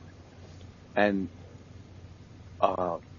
like a quiet awakening started happening in me about my spirituality of self, not of God or Anu or, Lucifer, any of that stuff. Yeah. And Elisa and I, we worked out what happened, and we figured that something demonic must have come out of me, or some sort of attachment must have come out of me. Yeah. And that was right around 2005. Yeah, right around 2005. And that's when I started looking on the internet for answers to what happened, and I found a couple of different groups that were helpful to me. I can't remember the names for the life of me. And I was even thinking about doing past life regression and hypnosis and all this stuff. But in the meantime, I'm getting better, and I'm waking up, and I'm starting to realize the totality of the veracity of my life at that point, and starting to reflect on things I've done, people I've hurt, people that hurt me, what led to, it was just a process of self-discovery started right there. And, the rest of the way has been quite amazing. And, so fast forward, we bought a house in 2007. We bought a place big enough for my parents to move in because my dad was getting sicker. And that was the plan we had. And we ended up moving Elisa's family into our house, her sister and her two nieces. And then her son came to live with us, Elisa's son. And, there was a lot of trauma and a lot of emotional pain in that house at that point in time. Yeah. So that kind of disturbed my awakening for a while and put me off track to deal with the conflict between personalities, sister versus sister, niece versus niece, and her son who had a lot of mental health issues and rage and anxiety disorders, kind of like I was experiencing as a kid. It was just like having myself come live with us, and I really don't know how to explain it. I had it better planned out in my head how I was going to explain it, but basically, talking about the near-death stuff. You were experiencing yourself, your whole journey all over again, and this is your version of the shadow sides, and whether you do the inner work, you can look at the shadow sides, but whether you do the inner work that follows it is down to the individual. Not everyone wants to do it, right. So the certain events in our life whereby the triggers come up, and this was your trigger, and this was your moment to then look back on what you felt you'd done wrong and what had been done wrong to you, and your chance then to let go of both of them and dissolve that negative energy and the negative frequencies that are attached. Now, you obviously, you mentioned you've used drugs and you were heavy with the alcohol, which was then adding bigger holes into the system, which then allowed other entities to come in. And I know this freaks out a lot of people, but that's the damage alcohol in excess and drugs does. You know, it's all explained in the Unplugged, the Humanity Unplugged show 1 and 2 for people who want to listen to it. It's on thinkdifferent.thepeoplesclub.org. And, you know, we've all done things in life that we're not proud of, but it's part of you. Now, in essence, it's also a triumph. What you have to look back on is not, well, I shouldn't have done this and I shouldn't have done that. That's all addressed. What you have to go forward with is, I've overcome tragedy and pain and caused pain and have been able to overcome it all and still say, in what is an unsane world, act in the same manner. So, you know, you've overcome so many things, and the biggest thing that you've overcome is yourself. Right. And that's in a nutshell what happened.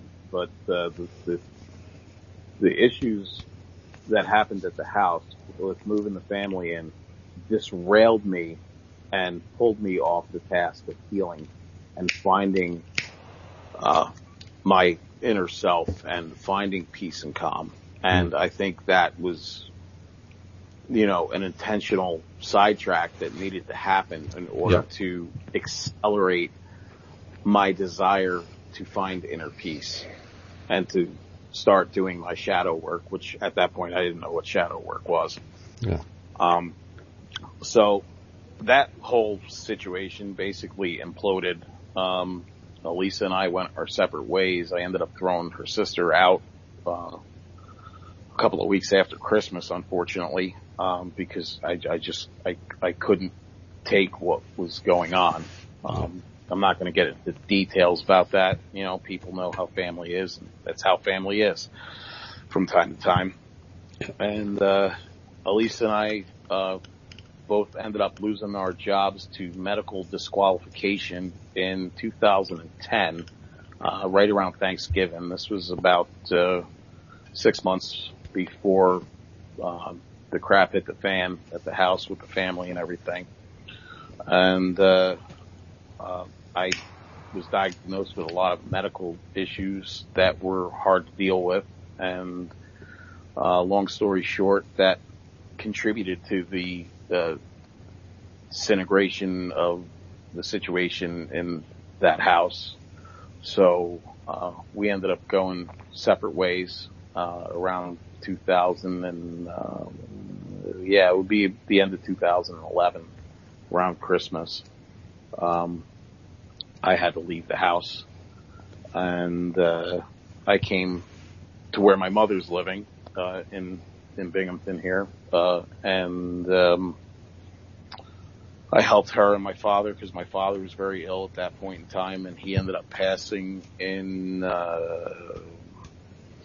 February 9th, exactly 6 months from my birthday, in 2011, and I was helping him with the hospice care and everything, and I was the individual that gave him his last drop of morphine, which was the beginning of my full and complete awakening, because I felt him leave his body while I was holding him, and I felt his soul getting pulled out of the house, and he was not willing to go, and he was not happy about going.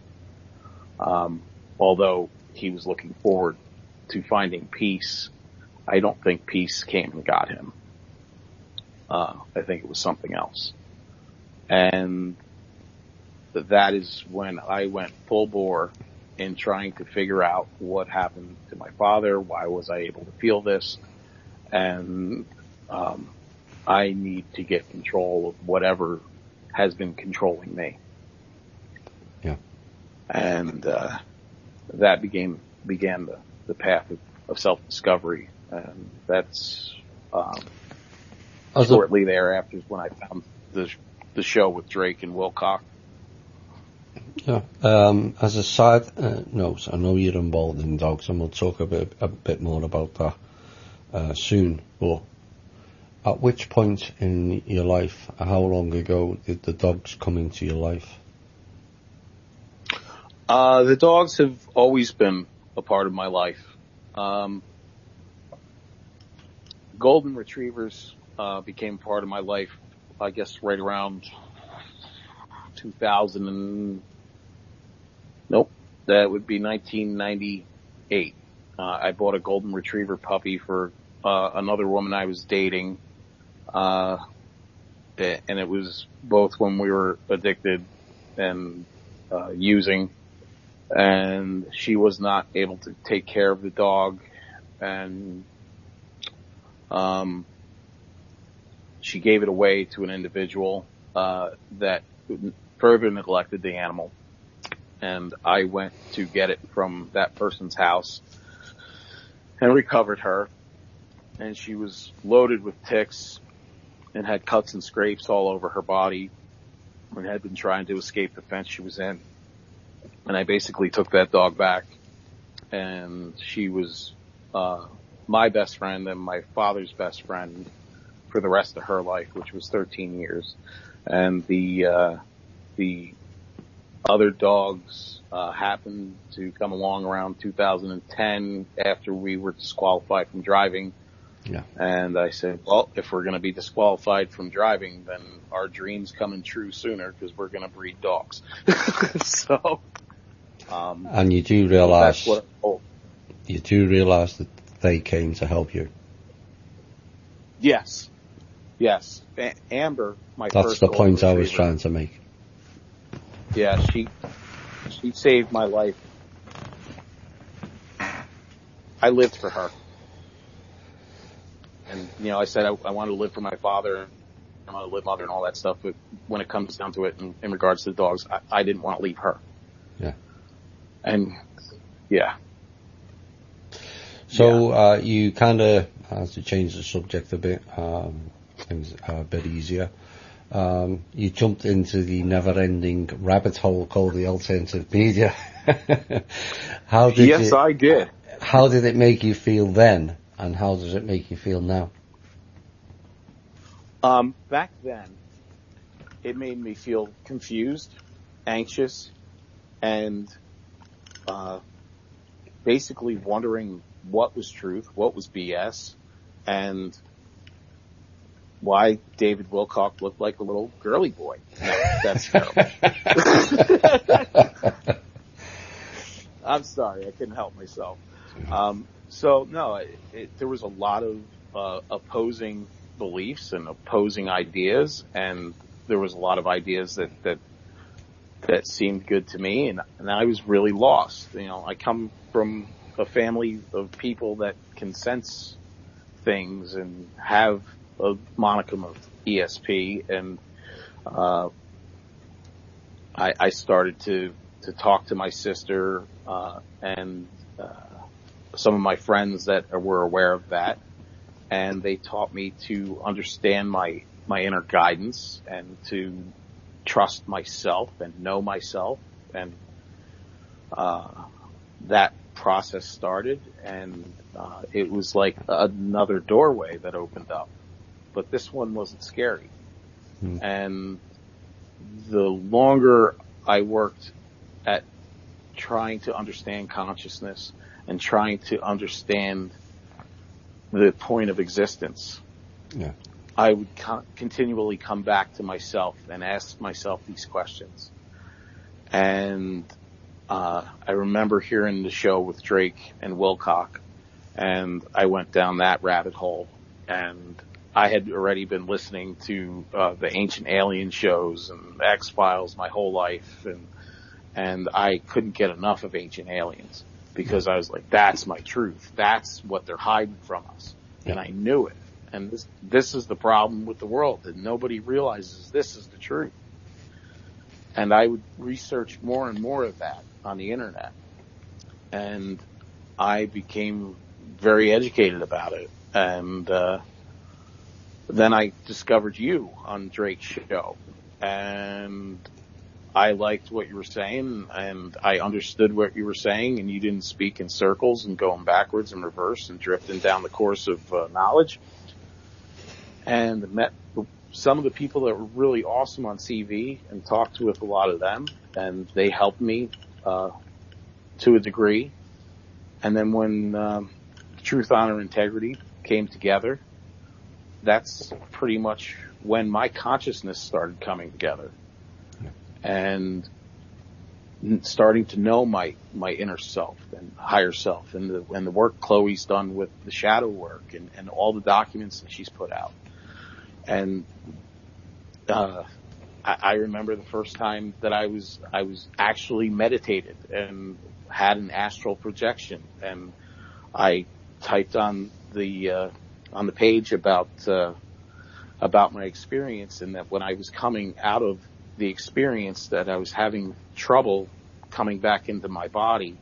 And then when I finally did come back into my body, I saw all these gray, wispy things around my house for hours afterwards. Like people living right next to me that were not aware of us living next to them until they were aware that I was aware. Yeah. And that was a very trippy experience. And Chloe helped me with that, and the information that you guys put out helped me with that. And I remember talking to her, and she was a very calming, relaxing influence. And I can't believe how much I'm affected by talking about all this stuff. I'm getting really emotional.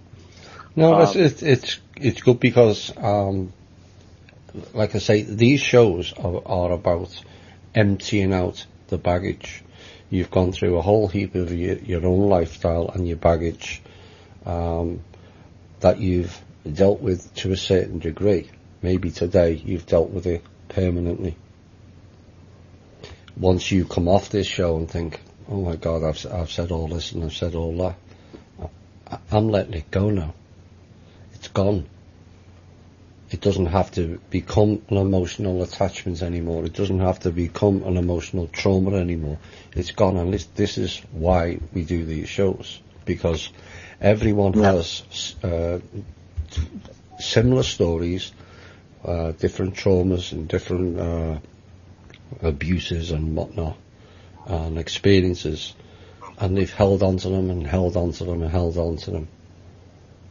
Well, there's nothing more liberating than coming on, being amongst friends, and basically THI has become a family, and unloading it and letting it go.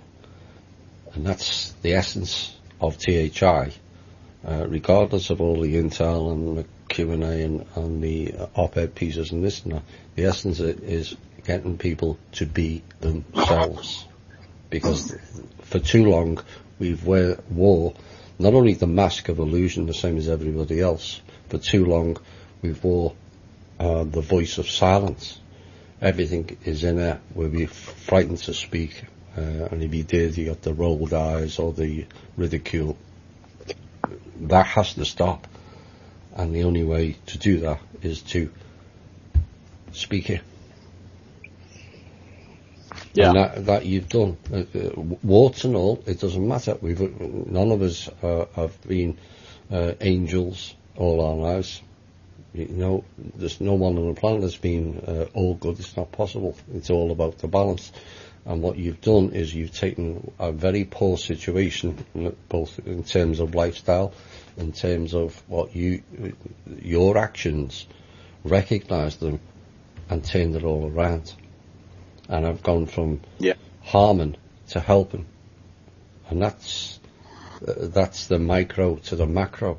We're trying to get the cabal to step down and not harm, but come and help us. Because we're all in it together at the end of the day. Yes. And this is the key aspect of it.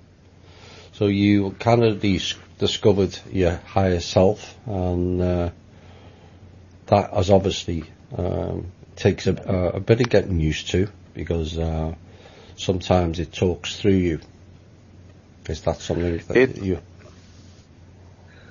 No, for me, Thomas, it was like coming home. Yeah.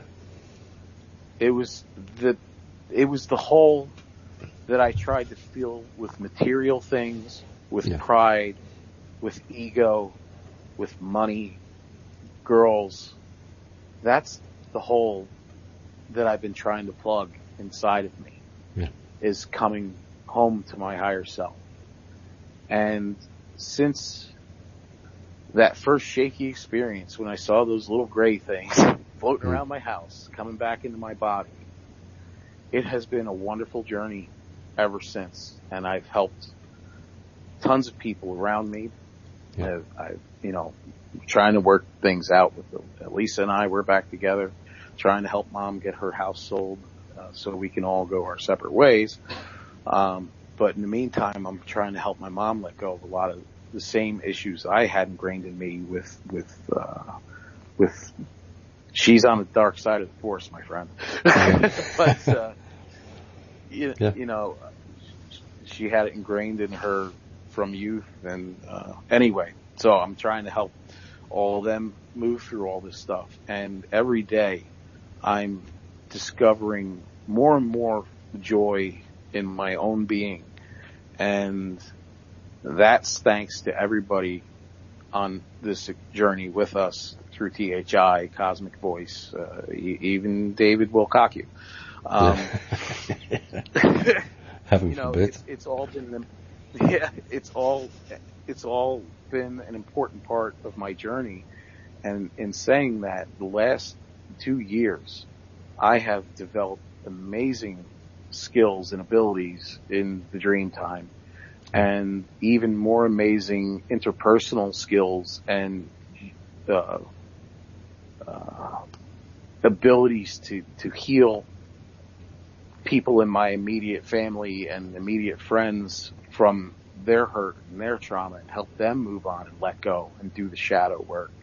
And I enjoy interacting with everybody on the page, and I seem to be able to help those in need emotionally, or just be a comforting voice. And that's something that I enjoy doing very much, and I feel it's one of my callings is to help people discover themselves and heal themselves, and to be a teacher to teach yourself, basically. Yeah. Absolutely. So and that it's been a fantastic journey. And I mean, some of the stuff that happens in Dreamtime now, but looking back on all the experiences that I've had and all those night terrors, and I look at all of that as training for what I do, but do not remember in the dream time. I mean, I wake up and I was like, I can't believe all that happened. I get out of bed and I was like, what happened? You know, the old memory wipes. I'm still trying to negotiate with higher self about letting me remember who I am and where I come from. But the joy of feeling my higher self move through me and speak through me to people in the group or people in my life that give advice and love and just be there to listen is the hole that I was trying to fill the whole time. Yeah. So, well, I don't know. Sounds goofy. No, it's not. It's absolutely spot on, and it's a triumph over tragedy. And we've all, you know, you've opened all the doors. You used to close the doors, now you're opening them, and that's the big change on that level.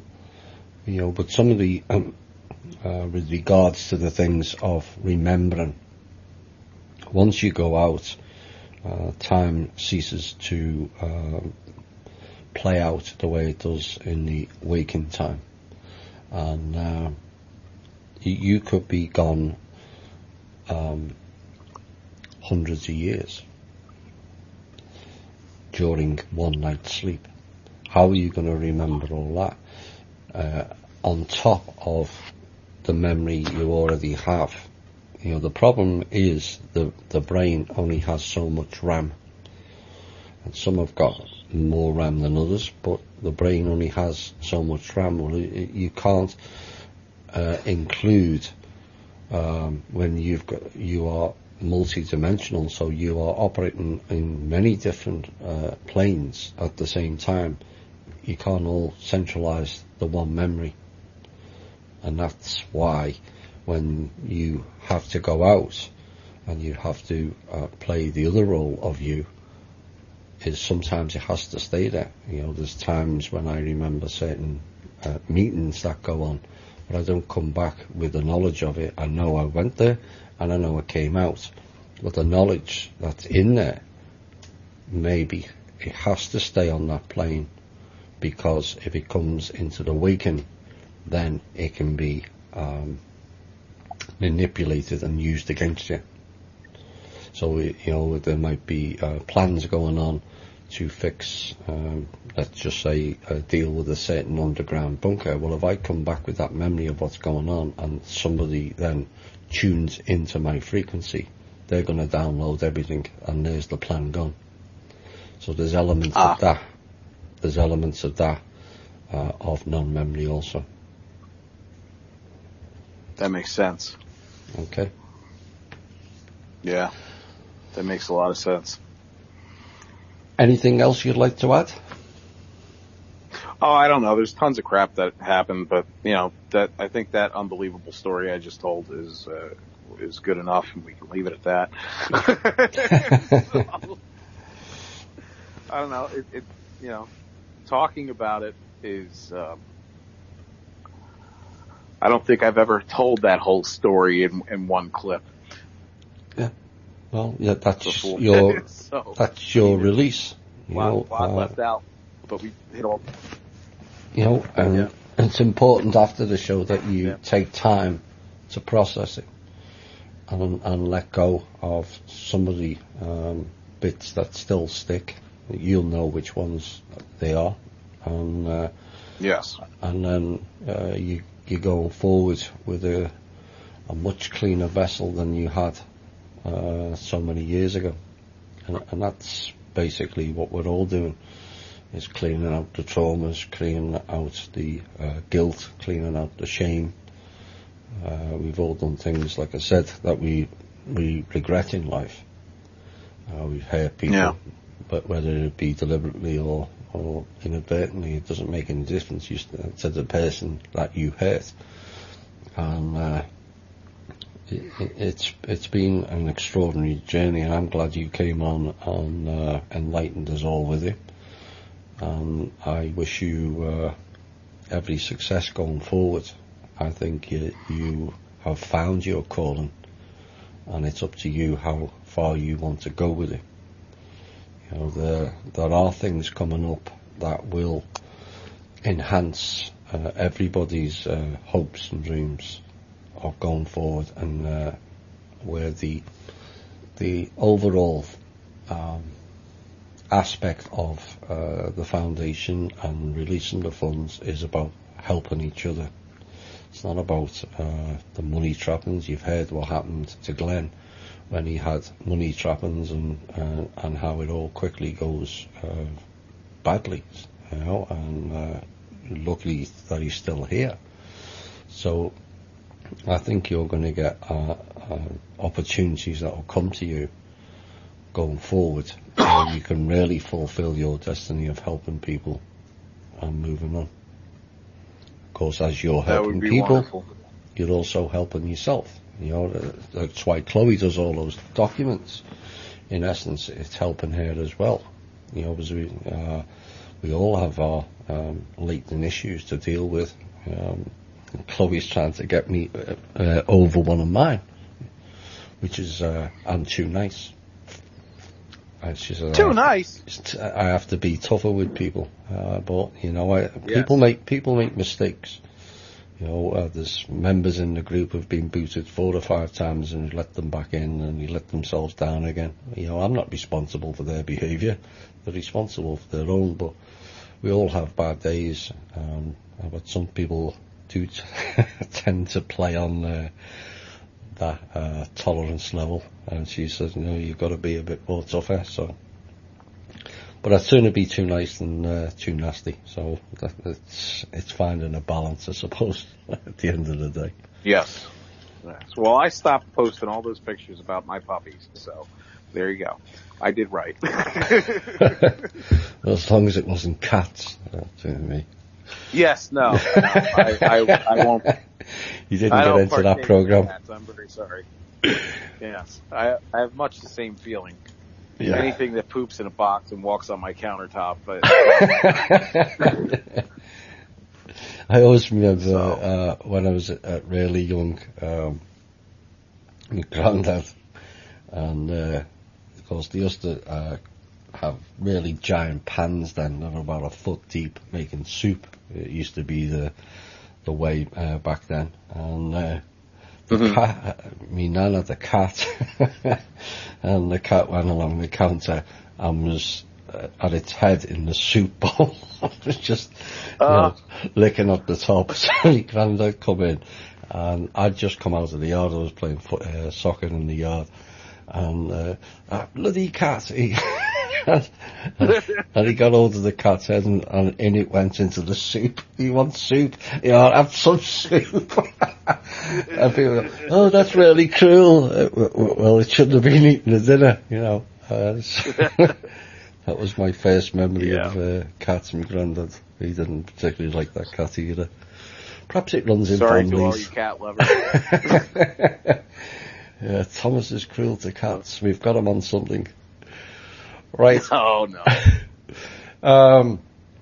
Well, I want to thank you again for coming on, and I wish you well on your journey. I think we'll be working together somewhere along the way. And what I would like you to do is, given this final song you picked is one that Drake used to pick quite often, Buffalo Springfield.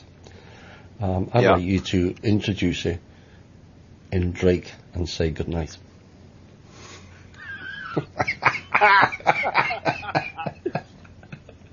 Hell, yes, I got through all the intel and told you about the guns and keep your guns close and oiled.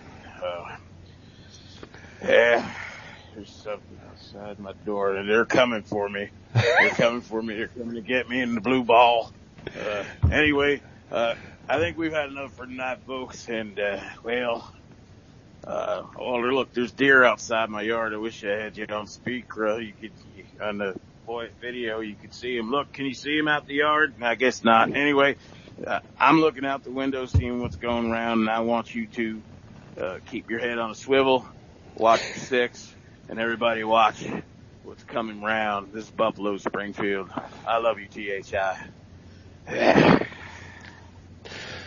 Thank you, Glenn Connon, and thank you, Minnie Drake. This has been an evening with Thomas. Bye for now.